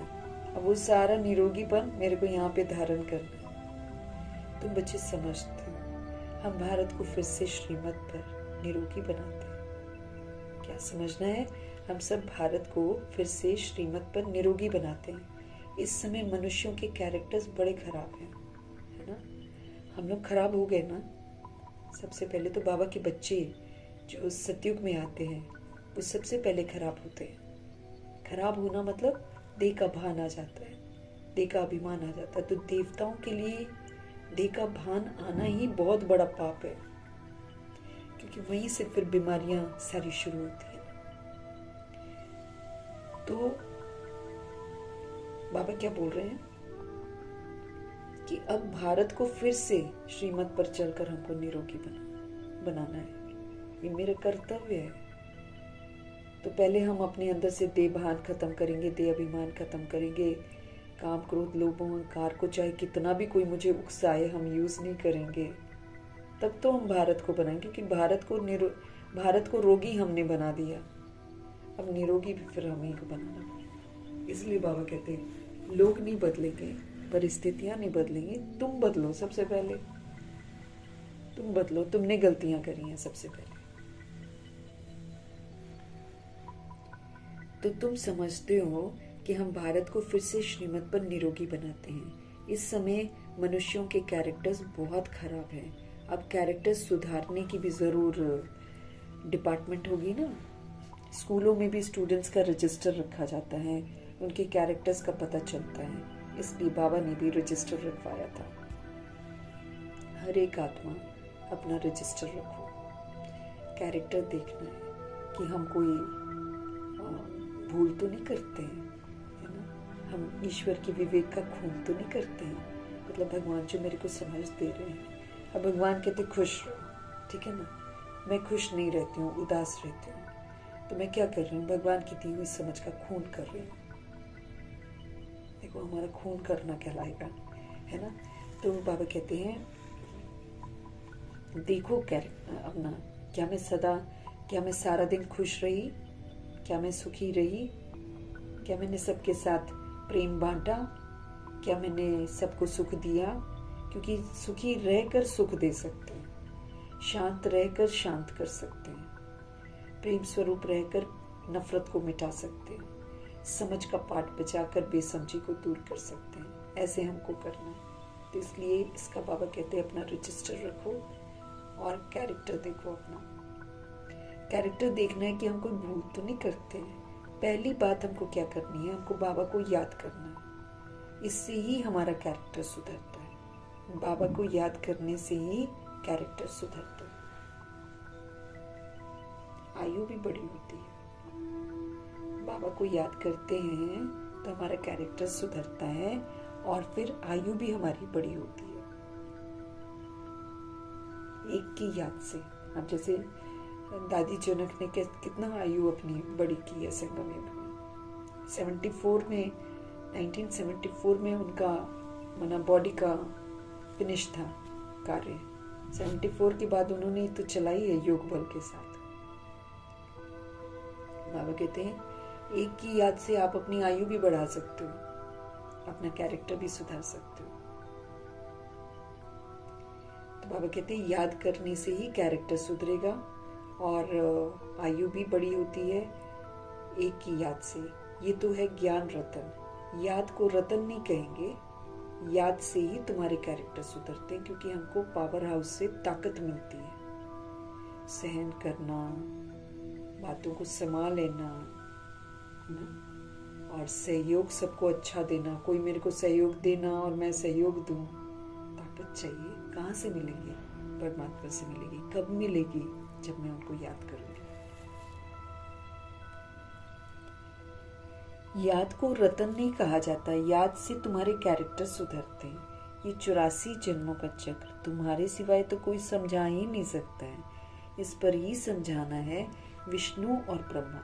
शंकर के तो कैरेक्टर नहीं कहेंगे, क्योंकि वो तो ब्रह्मा जी की टॉप मोस्ट स्मृति स्वरूप नष्ट मोहा स्थिति है, तो वो तो यहाँ पर धरा पर नहीं आते। ब्रह्मा जी तो धरा पर होते हैं, विष्णु भी धरा पर होते हैं ना, तो इनके कैरेक्टर की बात हो सकती है। शंकर तो सूक्ष्म अवस्था है, तो शंकर के तो कैरेक्टर नहीं कहेंगे। तुम बच्चे जानते हो ब्रह्मा और विष्णु का आपस में क्या कनेक्शन है। विष्णु के 2 रूप हैं, लक्ष्मी और नारायण। वही फिर 84 जन्म लेते हैं। 84 जन्मों में आप पे ही पूज्य और आप पे ही पुजारी बनते हैं। प्रजापिता ब्रह्मा तो जरूर यहाँ ही चाहिए ना। साधारण तन चाहिए, बहुत करके इसमें ही मूंझ जाते हैं, क्योंकि उन्होंने ब्रह्मा बना रखा है 3 मुख वाला, है ना, और ये देखते हैं बिल्कुल साधारण। और स्पेशली सिंधी लोग या फिर जिन्होंने ब्रह्मा जी को दादा लेखराज जी के रूप में देखा, वो तो बिल्कुल स्वीकार ही नहीं करते हैं कि भाई ये तो दादा लेखराज है, इनको आपने कैसे ब्रह्मा बना दिया, है ना। ऐसे करके फिर लोग ऑब्जेक्शन करते हैं। बाबा कहते हैं साधारण तन चाहिए ना, बहुत करके इसमें ही तो मूंझते हैं। ब्रह्मा तो है ही पतित पावन पाप कर रहे थे। अब भगवान भवके में नहीं आते ना, भवके में आएंगे, कृष्ण में आएंगे, ये आएंगे वो आएंगे, तो फिर तो लोग भागेंगे। भगवान आते ही ऑर्डिनरी तन में है, और फिर जहाँ पर लोग डाउट करते रहते हैं और फिर उनको ही रथ बनाते हैं, तभी तो उनको कोटों में कोई में कोई पहचानता है। नहीं तो ब्रह्मा जी को लेकर ही कंफ्यूज रहते हैं और आधे से ज्यादा लोग फिर आते ही नहीं है। ब्रह्मा वो तो है ही पतित पावन पाप का रथ।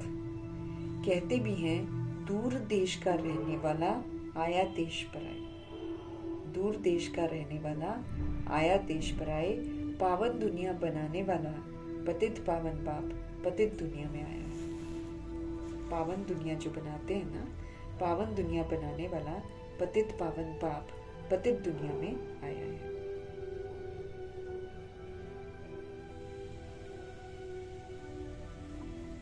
पतित दुनिया में एक भी पावन नहीं हो सकता। अगर हम सोचे कि ये दुनिया जो है पतित दुनिया, इसमें कोई पावन होगा, तो बाबा कहते हैं ऐसा नहीं होता। पावन दुनिया बनाने वाला पतित पावन पाप पतित दुनिया में ही आए हैं, बाकी पतित दुनिया में एक भी पावन नहीं हो सकता। और जब कोई सोल पावन बन जाती है तो बॉडी छोड़ देती है। जब तक हम बॉडी में हैं हम पतित हैं। अभी तुम बच्चों ने समझा है कि 84 जन्म हम कैसे लेते हैं। कोई तो लेते होंगे ना, जो पहले पहले आते होंगे उनके ही 84 जन्म होंगे। जो 111 में आते हैं उन्हीं के 84 जन्म होते हैं। जो उसके बाद आते हैं उनका एक एक जन्म तो कम हो जाता है। सतयुग में देवी देवता ही आते हैं, मनुष्य को जरा भी ख्याल नहीं चलता है 84 जन्म कौन लेंगे। समझ की बात है ना। पुनर्जन्म तो सब मानते हैं, 84 पुनर्जन्म हुए, ये बड़ी युक्ति से समझाना है। 84 जन्म तो सभी नहीं लेंगे, एक साथ तो सब थोड़ी आते हैं ड्रामा में, और एक साथ तो शरीर नहीं छोड़ते हैं।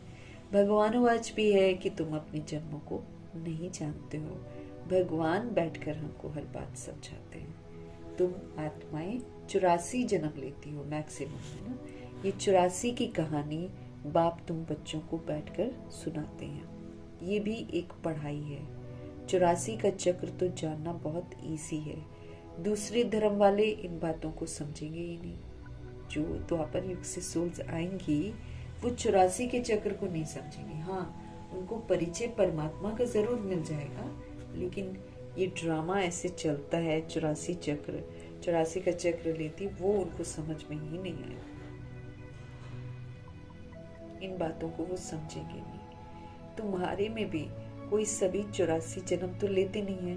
सभी के 84 जन्म हो जाएं तो फिर तो सब इकट्ठे 16,108 करोड़ आत्माएं इकट्ठी आ जाएंगी, फिर तो घमसान हो जाएगा। तो ये भी नहीं होता है। सारा मदार पढ़ाई पर है, याद पर है। हम कितना पढ़ते हैं, कितना पढ़ाई को अमल में लाते हैं, कितना हम याद में रहते हैं, इस सारा मदार इस पर है। उसमें भी नंबर 1 क्या है? याद। पढ़ाई तो इम्पोर्टेंट है, लेकिन याद नंबर 1 है जो हमको टॉप में लेकर जाएगी। डिफिकल्ट सब्जेक्ट पर मार्क्स जास्ती मिलती है ना। अब याद जो है ना, अपने को आत्मा समझकर परमपिता परमात्मा को याद करना, इसमें अटेंशन चाहिए बहुत। तो डिफिकल्ट सब्जेक्ट पर मार्क्स जास्ती मिलती है, उनका प्रभाव भी होता है। उत्तम, मध्यम, कनिष्ठ सब्जेक्ट होती है। तो इनमें है 2 मुख्य। बाप कहते हैं, एक तो तुम मुझे याद करो तो संपूर्ण निर्विकारी बन जाएंगे और फिर विजयमाला में पिरोए जाएंगे। 108 की विजयमाला है। बाबा कहते हैं आप मुझे याद करो।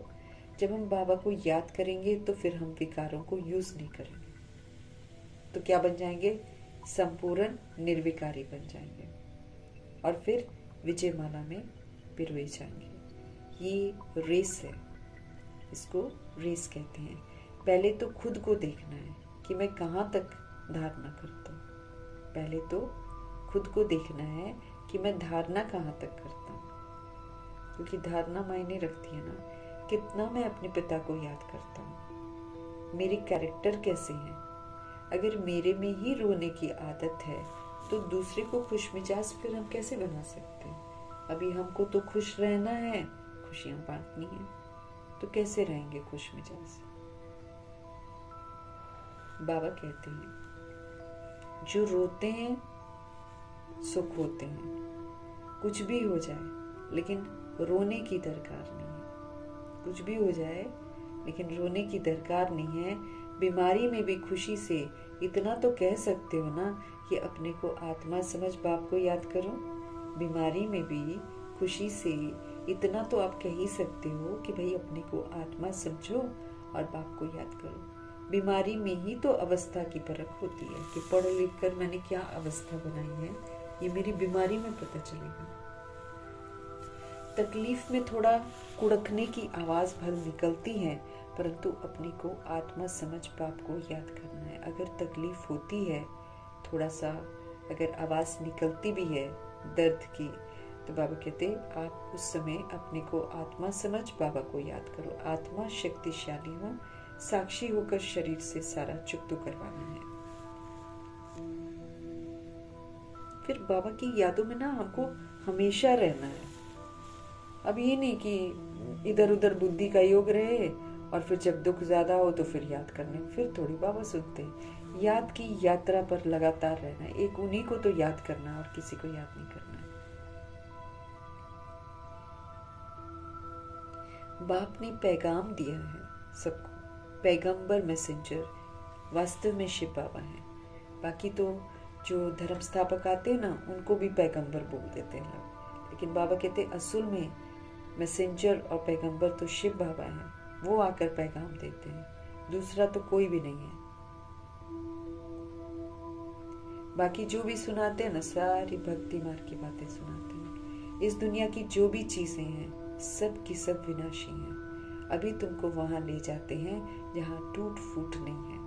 वहां फिर कोई टूटी फूटी चीजें नहीं है। यहाँ तो सब कुछ टूटा फूटा है, विनाशी है।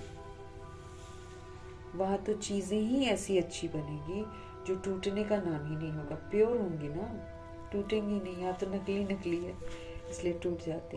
यहाँ साइंस से कितनी चीजें बनती हैं, वहां भी तो साइंस जरूर होगी, क्योंकि तुम्हारे लिए बहुत सुख चाहिए। बाप कहते हैं तुम बच्चों को कुछ भी पता नहीं था, भक्ति मार्ग कब शुरू हुआ, कितना तुमने दुख देखा, ये सब बातें अभी तुम्हारी बुद्धि में। देवताओं को कहा ही जाता है सर्वगुण संपन्न, 16 कला संपूर्ण, संपूर्ण निर्विकारी, मर्यादा पुरुषोत्तम, संपूर्ण अहिंसक, फिर वो कलाएं कैसे कम हुई? अभी तो कोई कला नहीं रही है। चंद्रमा की भी धीरे धीरे कला कम होती जाती है। तुम जानते हो कि ये दुनिया भी पहले नहीं है, तो वहां पर हर चीज सतो प्रधान है, हर चीज वहां पर फर्स्ट क्लास होती है। फिर पुराने होते कलाएं जो हैं वो फिर कम होती जाती हैं। सर्व गुण संपन्न ये लक्ष्मी नारायण है ना। अभी बाप तुमको सच्ची सच्ची सत्यनारायण की कथा सुना रहे हैं। अभी है रात, फिर दिन होता है। तुम संपूर्ण बनते हो तो तुम्हारे लिए फिर सृष्टि भी ऐसी ही चाहिए ना। अगर तुम संपूर्ण बनते हो तो तुम्हारे लिए फिर सृष्टि भी ऐसी ही चाहिए।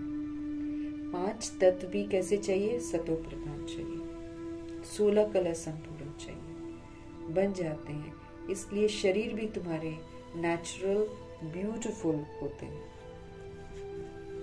5 तत्व भी सतो प्रधान, 16 कला संपूर्ण बन जाते हैं। इसलिए शरीर भी तुम्हारे नेचुरल ब्यूटीफुल होते हैं, सतो प्रधान होते हैं। ये सारी दुनिया 16 कला संपूर्ण बन जाती है। सारी दुनिया 16 कला संपूर्ण बन जाती है। अभी तो कोई कला ही नहीं है। जो भी बड़े से बड़े लोग हैं अथवा महात्मा आदि हैं, ये बाप की नॉलेज उनकी तकदीर में है ही नहीं। अभी हम सभी आत्माओं को बाबा सभी कलाओं से संपन्न और संपूर्ण बना रहे हैं। और लक्ष्मी नारायण जी सारे गुणों से संपन्न थे। नई दुनिया में सब कुछ सतो प्रधान होता है, सब कुछ फर्स्ट क्लास होता है, क्योंकि सोल अभी श्रीमत पर चलकर सतो प्रधान और फर्स्ट क्लास बनती है, फिर ऐसी दुनिया में जाती है। अभी बाप तुमको सच्ची सच्ची सत्यनारायण की कथा सुना रहे हैं। अभी है रात, फिर होगा दिन, जहाँ पर सोल्स अपने आप को सोल समझेंगे, उसको बाबा दिन कहते हैं। तुम संपूर्ण बनते हो तो तुम्हारे लिए फिर सृष्टि भी ऐसी ही चाहिए। 5 तत्व भी सतो प्रधान चाहिए। 5 तत्व भी सतो प्रधान बन जाते हैं ना। इसलिए शरीर भी तुम्हारे नेचुरल ब्यूटीफुल होते हैं, शरीर भी तुम्हारे सतो प्रधान होते हैं। ये सारी दुनिया 16 कला संपूर्ण बन जाती है। अभी तो कोई कला है नहीं। जो भी बड़े से बड़े लोग हैं ना अथवा महात्मा आदि हैं, ये बाप की नॉलेज उनकी तकदीर में ही नहीं है, किसी की भी तकदीर में नहीं है। उन्हों को अपना ही घमंड है साधु संतों का। बहुत करके है ही गरीबों की तकदीर में। कोई कहते हैं इतना ऊंच बाप है, उनको तो कोई बड़े राजा या पवित्र ऋषि आदि के तन में आना चाहिए। पवित्र होते ही हैं सन्यासी, तो बाप बैठ समझाते हैं मैं किस में आता हूँ? मैं आता ही उसमें हूँ जो पूरे 84 जन्म लेते हैं, एक दिन भी कम नहीं, है ना। जो पूरे 84 जन्म लेते हैं और जो कभी बिल्कुल सतो प्रधान थे और जो भक्ति पूरी कर लेते हैं, तो भक्ति का फल देने के लिए भगवान आते हैं ना सृष्टि पर। तो सबसे ज्यादा भक्ति तो ब्रह्मा जी करते हैं, शुरू भी वही करते हैं। तो फिर जब उनकी भक्ति पूरी हो जाती है, फिर बाबा उनको भक्ति का फल ज्ञान देते हैं। इसलिए बाबा उनको ही चुनते हैं। बाप बैठ समझाते हैं मैं किस में आता हूँ? मैं आता ही उसमें हूँ जो पूरे 84 जन्म लेते हैं, एक दिन भी कम नहीं। श्री कृष्ण पैदा हुआ उस समय से 16 कला संपूर्ण ठहरा, फिर सतो, फिर रजो, फिर तमो में आती है सोल। हर चीज पहले सतो प्रधान होती है, फिर धीरे धीरे सतो होती है, फिर धीरे धीरे रजो होती है, फिर धीरे धीरे तमो होती है। 8 जन्म लेती है तो सतो हो जाती है ना? और फिर 12 जन्म लेती है, 20 जन्म हो जाते हैं तो फिर रजो बन जाती है। फिर 21 जन्म लेती है, फिर तमो बन जाती है। फिर 42 जन्म लेकर पूरी तमो प्रधान बन जाती है। सतयुग में भी ऐसा होता है। बच्चा सतो प्रधान है, फिर बड़ा होगा तो कहेगा अब हम ये शरीर छोड़ सतो प्रधान बच्चा बनता हूँ। अब क्या कहते हैं, सतयुग में भी ऐसा ही होता है। बच्चा सतो प्रधान है, फिर वो बड़ा होगा तो कहेगा अब हम ये शरीर छोड़ सतो प्रधान बच्चा बनता हूँ। तुम बच्चों को इतना नशा नहीं है, खुशी का पारा ही नहीं चढ़ता है। जो अच्छी मेहनत करते हैं खुशी का पारा चढ़ता रहता है, शक्ल भी फिर खुशनुमा रहती है। आगे चल तुमको साक्षात्कार होते रहेंगे। जैसे घर के नजदीक आकर पहुंचते हैं तो फिर वो घर बार मकान आदि याद आता है ना, तो ये भी ऐसे ही है। पुरुषार्थ करते करते तुम्हारी जो प्रारब्ध है ना, जब नजदीक होगी तो फिर बहुत साक्षात्कार होते रहेंगे, खुशी में रहेंगे आप। जो नापास होते हैं ना, वो तो शर्म के मारे डूब मरते हैं, है ना, उनको लज्जा आएगी ना। तुमको भी बाबा बता देते हैं, फिर बहुत पछताना पड़ेगा। जैसे दुनिया में बाबा पहले बता रहे ना कि जो नापास होते हैं वो शर्म के मारे डूब मरते हैं। तुमको भी बाबा बता देते हैं कि भाई तुम अगर नहीं पढ़ते हो, तुम अगर नहीं प्रारब्ध अपनी बनाते हो तो फिर तुमको पश्चाताप की सजा बहुत होगी ना, पछताना पड़ेगा, बहुत पछताना पड़ेगा। आप अपने भविष्य का साक्षात्कार करेंगे, फिर हम क्या बनेंगे आपको दिखाई देगा जब, तो बाबा दिखलाएंगे ना। बाबा ये भी तो दिखलाएंगे कि भाई तुमने ये पाप कर्म भी किए हैं, पूरा पढ़े नहीं हो, तुम गद्दार बने हो, इसलिए तुमको ये सजा मिलती है। सब साक्षात्कार धर्मराज जी कराते हैं। बिगड़ साक्षात्कार बाबा कहते मैं सजा नहीं दूंगा। कोर्ट में भी बताते हैं ना कि भाई तुमने ये किया है, उसकी सजा है। अब यहाँ तो मुकर जाते हैं बच्चे भूल जाते हैं कि हमने कुछ गलती करी, कर लेते हैं लेकिन फिर भूल जाते हैं कि हमने ये गलती करी। इसलिए यहाँ पर साक्षात्कार कराए जाते हैं। वो सीन दिखाया जाएगा, वो दिन दिखाया जाएगा, क्या कर रहे हैं वो दिखाया जाएगा, सब कुछ सामने दिखाएंगे भगवान जी। बिगड़ साक्षात्कार मतलब धर्मराज जी दिखाएंगे। तो बाबा स्पष्ट करते हैं कि बिगड़ साक्षात्कार यहाँ पर सजा नहीं देंगे। और कोर्ट में भी बताते हैं ना कि तुमने ये किया है, उसकी सजा है। तो जब तक कर्मातीत अवस्था हो जाए तब तक कुछ न कुछ निशानी तो रहेगी। कर्मातीत मीन्स फिर मेरा कोई किसी के साथ हिसाब किताब वाला कर्म नहीं होगा। आत्मा पवित्र हो जाती है फिर तो शरीर छोड़ना पड़े। पवित्र आत्मा फिर यहाँ पर नहीं रहेगी, वो तो फटाफट शरीर छोड़ेगी, यहाँ तो रह ना सके। वो अवस्था तुमको धारण करनी है।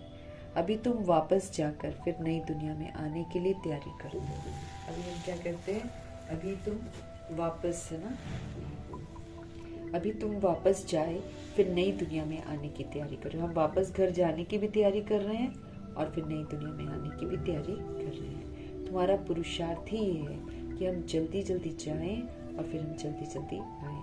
जैसे बच्चों को खेल में दौड़ाते हैं ना, निशान तक जाकर फिर लौटाना है। तुमको भी जल्दी जल्दी जाना है, फिर पहले नंबर में नई दुनिया में आपको आना है।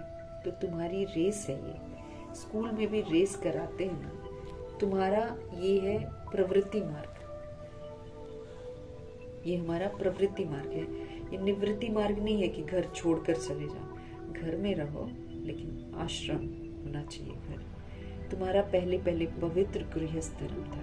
बाबा कहते गृहस्थी था लक्ष्मी नारायण जी का, लेकिन वो बड़ा पवित्र था। अभी ये विशेष, अभी यहाँ पर विकार में जाती हैं आत्माएं, तो ये विशेष गृहस्थ है, ये विकारी है।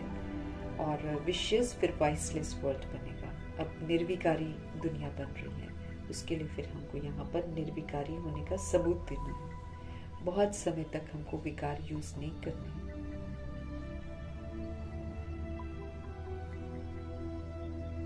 इन बातों को तुम सिमरन करते रहो तो भी बहुत खुशी रहेगी आपको। हम ही राज्य लेते हैं फिर हम ही उसको गवा देते हैं। हीरो हीरोइन कहते हैं ना, तो हीरे जैसा जन्म लेकर फिर कौड़ी जैसे जन्म में आ जाते हैं। हीरे जैसा जन्म लेते हैं और फिर कौड़ी जैसे जन्म में आ जाते हैं।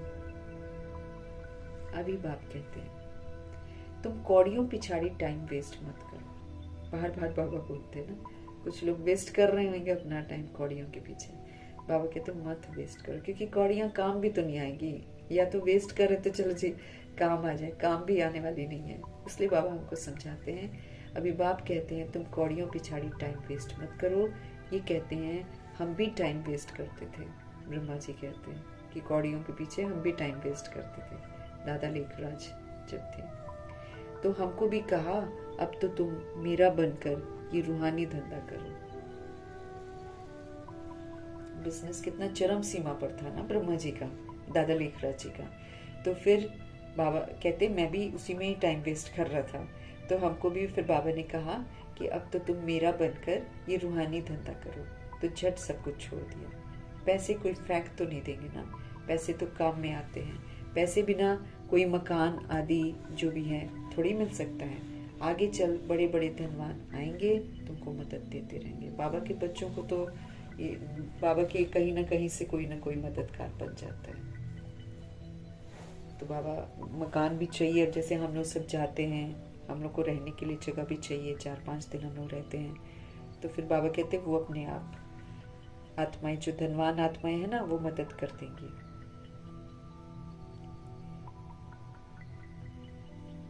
एक दिन तुमको बड़े बड़े कॉलेज यूनिवर्सिटी में भी जाकर भाषण करना होगा कि ये सृष्टि का चक्र कैसे फिरता है। हिस्ट्री रिपीट होती है शुरू से लेकर अंत तक। गोल्डन एज से आयरन एज तक सृष्टि की हिस्ट्री ज्योग्राफी हम बता सकते हैं कि बाबा ने हमको बताई है। तो हम किसी को कह सकते हैं कि हम गोल्डन एज से आयरन एज तक सृष्टि की जो हिस्ट्री ज्योग्राफी है उसको हम बता सकते हैं। कैरेक्टर्स के ऊपर तो तुम बहुत समझा सकते हो, चरित्र के ऊपर तो तुम बहुत समझा सकते हो। इन लक्ष्मी नारायण की महिमा करो। भारत कितना पावन था, कितने दैवी कैरेक्टर थे, अब तो विशेष कैरेक्टर बन गए। जरूर फिर चक्र तो रिपीट होगा ना। हम वर्ल्ड की हिस्ट्री ज्योग्राफी आपको सुना सकते हैं, ऐसे दूसरों को बताना है। वहाँ जाना भी अच्छे को चाहिए। कहाँ पर? कॉलेज या यूनिवर्सिटी में अगर बुलाते हैं तो। जैसे थियोसॉफिकल सोसाइटी है, वहाँ तुम भाषण जाकर करो, है ना। जैसे कल्याण के लिए नेक कार्य करने वाले ग्रुप जो होते हैं ना, अपने अपने तरीके से जो लोग करते हैं, बाबा कहते वहाँ जाकर तुम भाषण करो। श्री कृष्ण तो देवता था, सतयुग में था ना। और पहले है श्री कृष्ण जो फिर नारायण बनते हैं। हम आपको श्री कृष्ण के 84 जन्मों की कहानी सुनाएं जो और कोई आपको सुना नहीं सकता है। ये टॉपिक कितनी बड़ी है, होशियार को भाषण करना चाहिए। अभी तुम्हारे दिल में आता है हम विश्व के मालिक बनेंगे। कितनी खुशी होनी चाहिए कि हम विश्व का मालिक बन रहे हैं। इधर तामझाम तो बुद्धि का योग हटा देना चाहिए उसके साथ, और फिर खुशी खुशी जो है विश्व का मालिक बनने की तैयारी करनी चाहिए। अंदर बैठिए, जाप जपो, फिर तुमको इस दुनिया में कुछ भासेगा नहीं। जब हम बार बार ये बुद्धि में डालेंगे कि बाबा हमको विश्व का मालिक बना रहे हैं, हम निर्विकारी दुनिया में जा रहे हैं, हमको भारत को स्वर्ग बनाना है। जब हम इस तरह का चिंतन अंदर में करते रहेंगे, और फिर ये दुनिया जो है ये कब्र दाखिल होने वाली है। जब इस तरह का चिंतन चलेगा ना, तो इस दुनिया की कोई भी चीज़ फिर हमको अट्रैक्ट नहीं करेगी। जब हम बुद्धि में ये डालेंगे कि हम तो मेहमान हैं, हमको तो ये छोड़ कर जाना है, किसी भी टाइम पर जा सकते हैं, हर घड़ी हमारी अंतिम घड़ी है, इस समय ये मृत्यु लोक है, ऐसे करके बात करेंगे ना, तो हमको ये दुनिया बिल्कुल भासेगी नहीं। यहाँ तुम आते ही हो, क्यों आते हो? विश्व का मालिक बनने के लिए आते हो। परमपिता परमात्मा के द्वारा भगवान कोई छोटा मोटा कुछ नहीं देते हैं, विश्व का मालिक बना देते हैं। विश्व तो इस दुनिया को ही कहा जाता है ना। ब्रह्मलोक व सूक्ष्म वतन को विश्व नहीं कहेंगे। ब्रह्मलोक को या सूक्ष्म वतन को विश्व नहीं कहेंगे। ब्रह्मलोक तो हमारे रहने का स्थान है, हमारा घर है वो, और सूक्ष्म वतन तो बाबा की रचना है संगम युग में। वो तो ऑफिशियल प्लेस है जहाँ फरिश्ता बनकर जाते हैं। तो इसको विश्व नहीं कहते हैं। सारा विश्व यहाँ पर जाकर, वरना ये दुनिया वाला विश्व जो होता है ये थोड़े वहां पर होता है। और ब्रह्मलोक में तो सोल्स होती हैं, और सूक्ष्म वतन में आकारी फरिश्ता होता है। बाप कहते हैं मैं विश्व का मालिक नहीं बनता हूँ, इस विश्व का मालिक तो तुम बच्चों को बनाता हूँ। कितनी कुये बातें हैं। तुमको विश्व का मालिक बनाता हूँ, फिर तुम माया के दास बन जाते हो। हम बाबा का कहना नहीं मानते हैं तो फिर हम क्या बन जाते हैं? माया का दास बन जाते हैं। माया हमको अपने जैसा बना लेती है, कमी कमजोरियों के वशीभूत कर देती है। यहाँ जब सामने योग में बिठाते हो तो भी याद दिलानी है, आत्म अभिमानी होकर बैठो। अपने आप को शुद्ध पवित्र आत्मा समझो और फिर शुद्ध पवित्र आत्मा परमपिता परमात्मा के साथ योग लगाओ। आत्म अभिमानी होकर बैठो, शुद्ध अभिमान की मैं सोल हूं और मैं सुप्रीम सोल का बच्चा हूं। बाप को याद करो। 5 मिनट बाद फिर बोलो।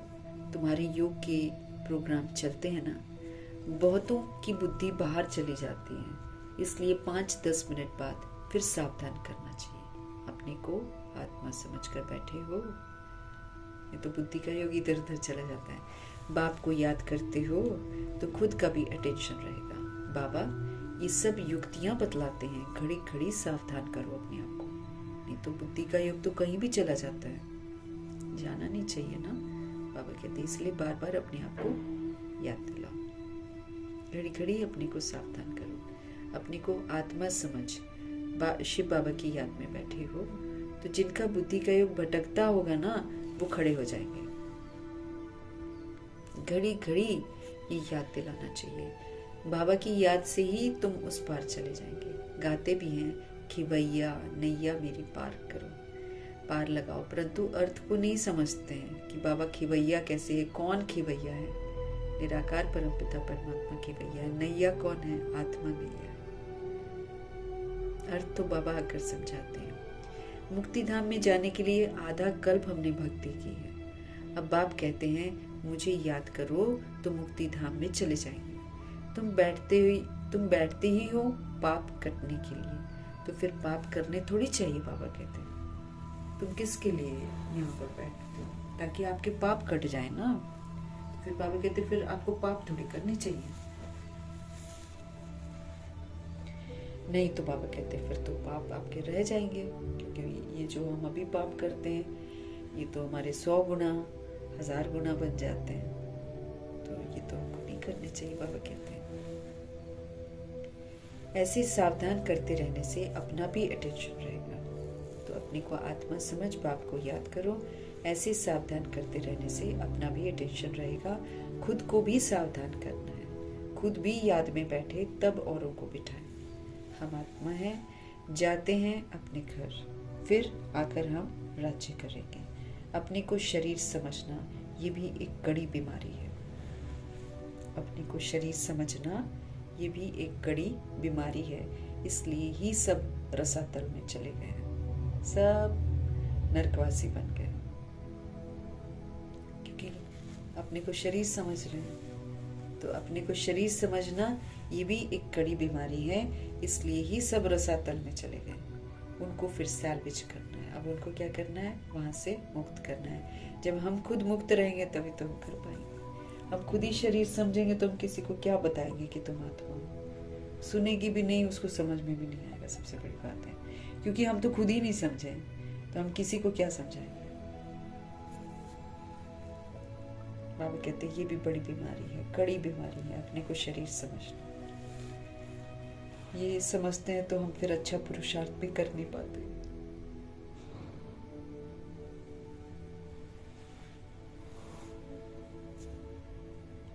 अच्छा, मीठे मीठे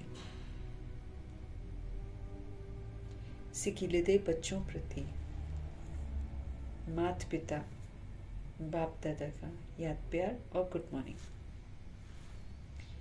रूहानी बाप की रूहानी बच्चे को नमस्ते। हम रूहानी बच्चों की भी रूहानी बाप को दिल व जान से व प्रेम से, पूरे रिगार्ड से, पूरी मोहब्बत से, पूरे स्नेह से प्यार भरी नमस्ते और तहे दिल से मीठे परमपिता परमात्मा जी का धन्यवाद। धारणा के लिए मुख्य सार है।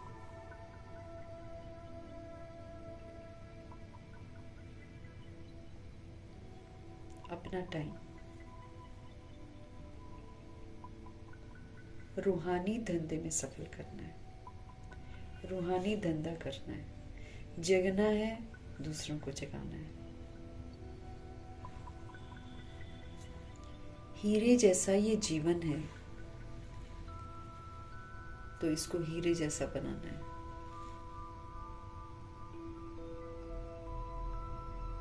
अपने को सावधान करते रहना है। मैं बाबा की याद में हूँ, अपनी बात में समझ रही हूँ,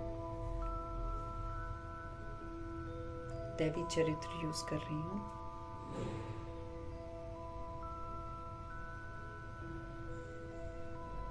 तो अपने को सावधान करते रहना है। शरीर समझने की कड़ी बीमारी से बचने का पुरुषार्थ करना है। बहुत बड़ी कड़ी बीमारी है कि मैं शरीर हूँ। बाबा कहते इस बीमारी से बचने का पुरुषार्थ करना है।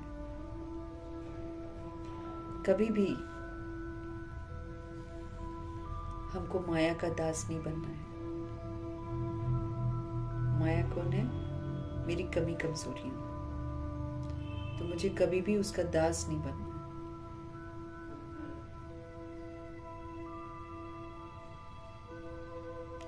अंदर में बैठ जाप जपना है कि हम कौन है? हम आत्मा है। हमको ये खुशी रहे कि हम बेगर से प्रिंस बन रहे हैं। हमको कभी भी माया का दास नहीं बनना है। अंदर में बैठ जाप जपना है कि हम सोल्स हैं। हमको खुशी रहे कि हम बेगर से प्रिंस बन रहे हैं।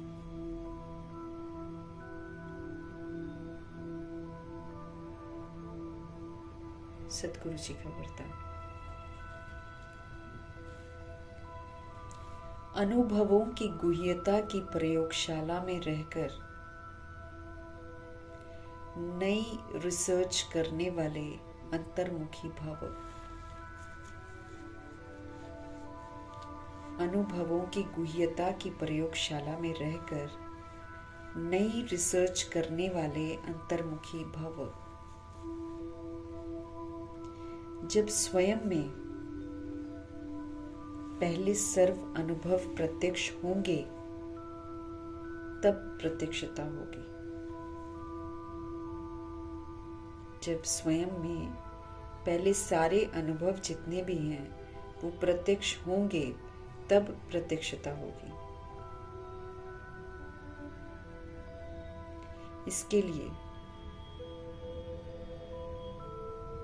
अंतर्मुखी बन,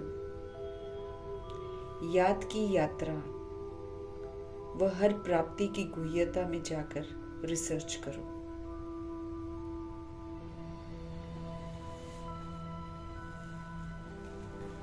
जब स्वयं में पहले सारे अनुभव प्रत्यक्ष होंगे, बाबा कहते तभी तो प्रत्यक्षता होगी। हम खुद ही अनुभव नहीं करेंगे तो हम क्या किसी को प्रत्यक्ष कर सकेंगे, है ना? तो होंगे तब तो प्रत्यक्षता होगी। इसके लिए बाबा कहते क्या करो, आप बन जाओ अंतर्मुखी। अंतर्मुखी मीन्स अंदर की दुनिया को आप देखो, आत्मा की दुनिया। इसके लिए अंतर्मुखी बन, याद की यात्रा करो। जब हम आत्मा रियलाइज करेंगे तो परमात्मा की याद में रहेंगे। तो अपने को अंतर्मुखी बन, याद की यात्रा व हर प्राप्ति की गुह्यता में जाकर रिसर्च करो। संकल्प धारण करो और फिर उसका परिणाम, उसकी सिद्धि को देखो कि जो भी संकल्प किया वो सिद्ध हुआ या नहीं सिद्ध हुआ। ऐसे अनुभवों की गुह्यता की प्रयोगशाला में रहो। ऐसे अनुभवों के गुह्यता की प्रयोगशाला में रहो जो महसूस हो कि ये सब कोई विशेष लगन में मगन इस संसार से उपराम है।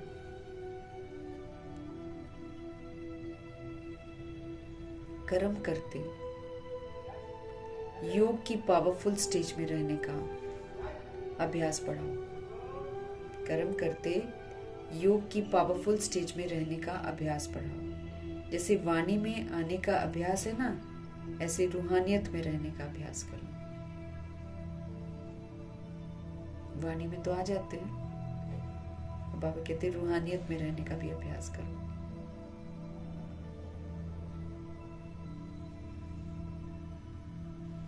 अनुभवों, एक्सपीरियंस, हर चीज जो बाबा कहते हैं ना, उसको करके देखकर अनुभव करो, बाबा कहते हैं। तो जब हम अनुभव करेंगे तो गहराइयों को समझेंगे।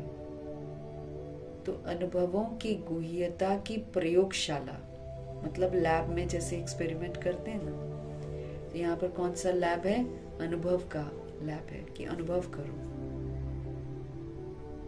नई रिसर्च करो कि जैसे बाबा कहते करने से फिर क्या होता है।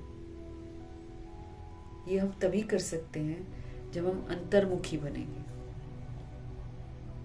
बाहर की दुनिया से दिमाग हटाओ, अंतर की दुनिया में लो।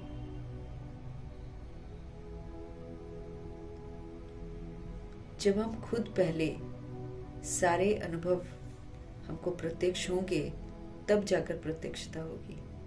इसके लिए अंतर्मुखी बनकर याद की यात्रा व हर प्राप्ति की जो गुह्यता है उसमें जाकर रिसर्च करो।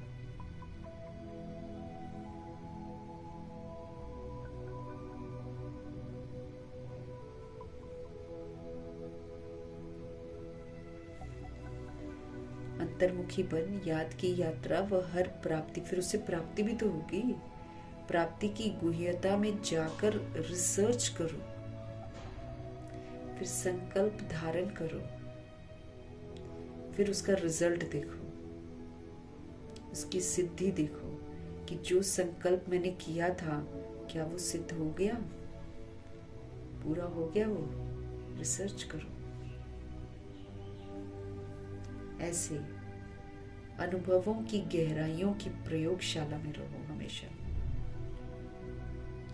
जो आपको महसूस हो कि ये सब कोई विशेष लगन में मगन इस संसार से उपराम है।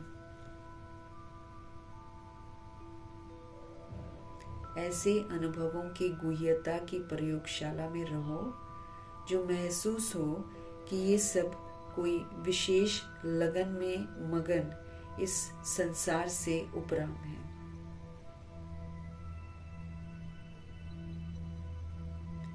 कर्म करते योग की पावरफुल स्टेज में रहने का अभ्यास बढ़ाओ।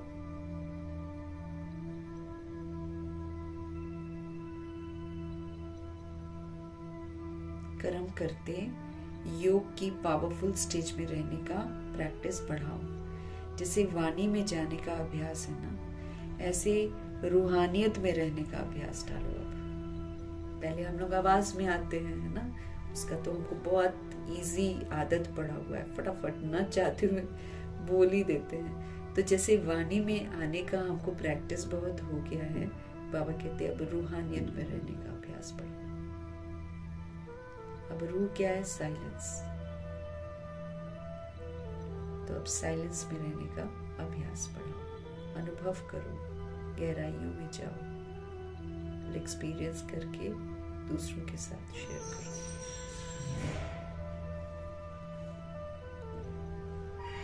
तो अंतर्मुखी बनना है, अनुभवों की गुह्यता की प्रयोगशाला में रहकर नई रिसर्च करने वाले अंतर्मुखी भव का वरदान प्राप्त करना है। स्लोगन है, संतुष्टता की सीट पर बैठकर, संतुष्टता की सीट पर बैठकर परिस्थितियों का खेल देखने वाले ही तो संतुष्ट मणि हैं। संतुष्टता की सीट पर बैठकर परिस्थितियों का खेल देखने वाले ही संतुष्ट मणि, मतलब वो प्रभाव में नहीं आते। बाबा ने हमको वरदान दिया हुआ है, सदा खुश रहो, सदा संतुष्ट रहो। ये वरदान हमारी सीट है। संतुष्टता सीट है, आसन है, बाबा कहते संतुष्टता की सीट पर बैठकर फिर जो परिस्थितियों के खेल चल रहे हैं ना, उसको देखो। संतुष्ट मतलब कोई शिकवा शिकायत नहीं, कोई करेक्शन नहीं, कोई क्वेश्चन नहीं, संतुष्ट। तो संतुष्टता की सीट पर बैठकर परिस्थितियों का खेल देखने वाले जो होते हैं, वही तो संतुष्ट मणि कहलाते हैं।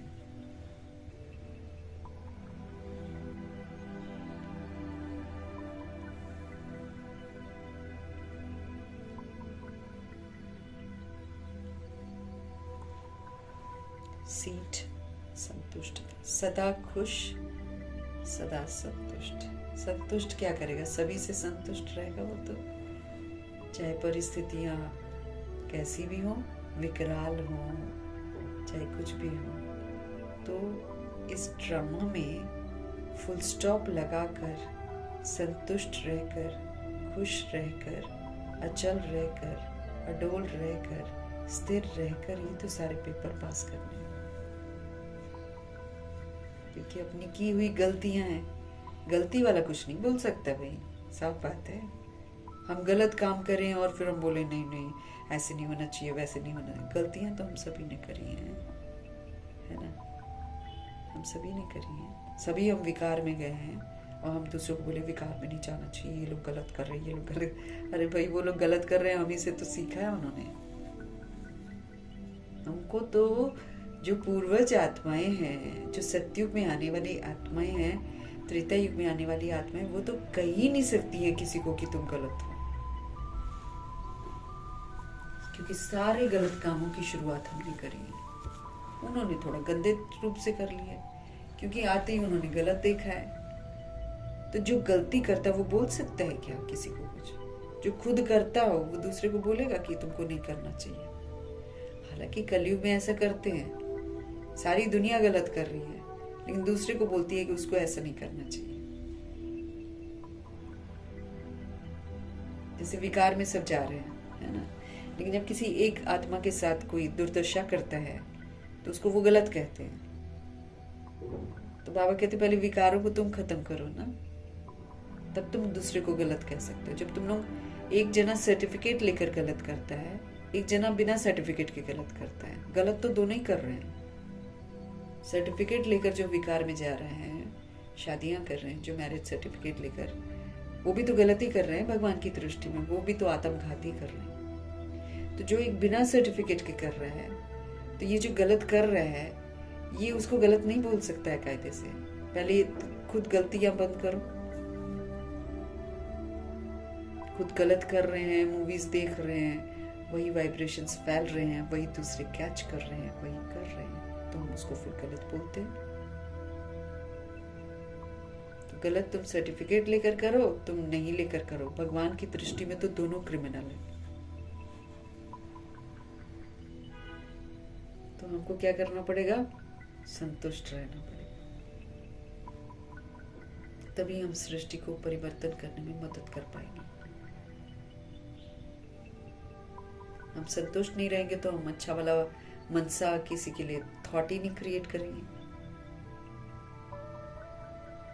इसलिए सभी से संतुष्ट रहते हुए, संतुष्टता का सहयोग देते हुए परिवर्तन करना। तो संतुष्टता की सीट पर बैठकर परिस्थितियों का खेल देखने वाले, उनको ही संतुष्ट मुनि कहते हैं। वही संतुष्ट मुनि है।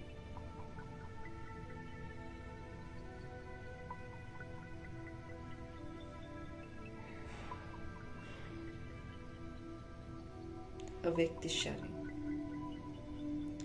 अशरीरी व विदेही स्थिति का अभ्यास बढ़ाओ।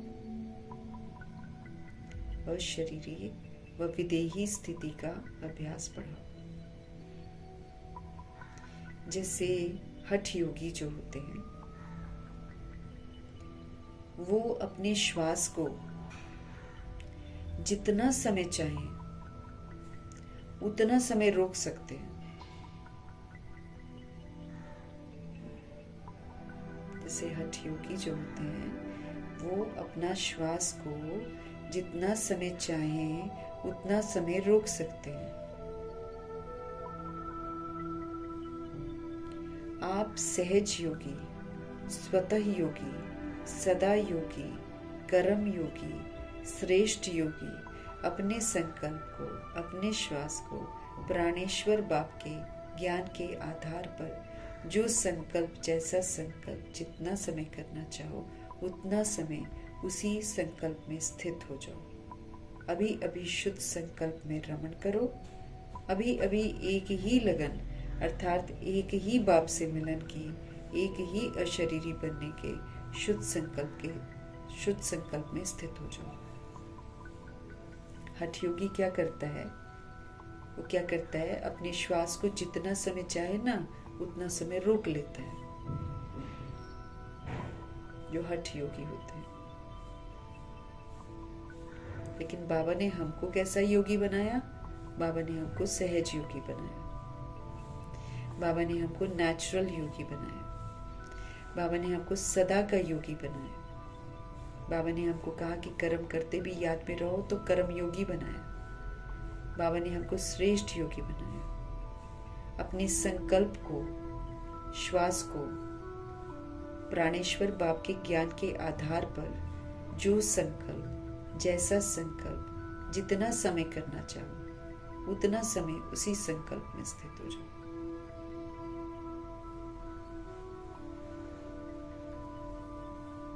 बाबा ने हमको सहज योगी, स्वतः योगी, सदा योगी, कर्म योगी, श्रेष्ठ योगी बनाया और कहा अपने संकल्प को, अपने श्वास को प्राणेश्वर बाप के ज्ञान के आधार पर जो संकल्प, जैसा संकल्प जितना समय करना चाहो उतना समय उसी संकल्प में स्थित हो जाओ।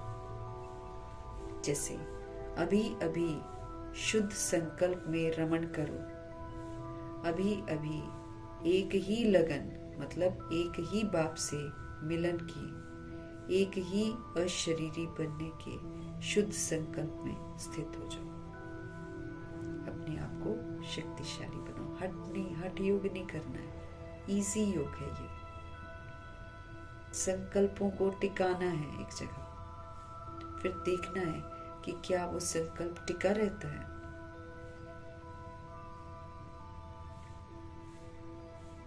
शुद्ध संकल्पों में रमण करना है।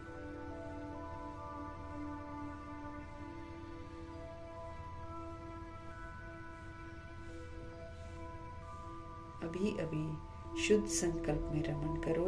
अभी अभी एक ही लगन अर्थात एक ही बाप से मिलन की, एक ही अशरीरी बनने के शुद्ध संकल्प में स्थित हो जाओ। ऐसे करो, बाबा कहते अभ्यास। ऐसे अभ्यास को बढ़ाते चलो। हठ योगी नहीं बनना है। आराम से कहीं भी रहते हुए, कहीं भी बैठे अपने संकल्प को, अपने श्वास को परमपिता परमात्मा के ज्ञान के आधार पर संकल्प करना है। और फिर जैसा संकल्प जितना समय हम करना चाहें, चेक करना है कि उतना समय उसी संकल्प में स्थित हो पाते हैं। फिर बाबा उदाहरण देते हैं कि अभी अभी शुद्ध संकल्प में रमण करो। अभी अभी एक ही लगन अर्थात एक ही बाप से मिलन की, एक ही अशरीरी बनने के शुद्ध संकल्प में स्थित हो जाओ।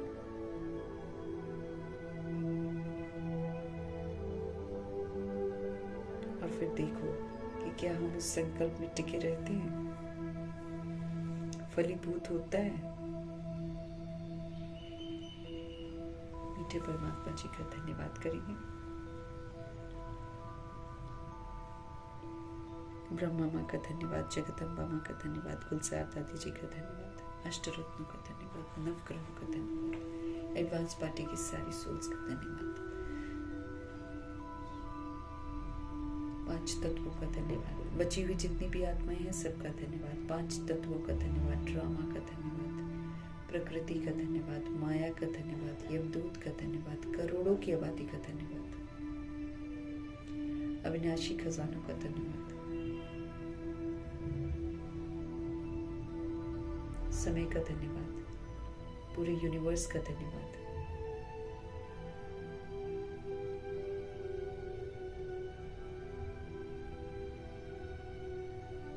आप सभी सोल्स का धन्यवाद, शरीर रूपी इंस्ट्रूमेंट का धन्यवाद, सृष्टि की मेहमान नवाजी का तहे दिल से हम धन्यवाद।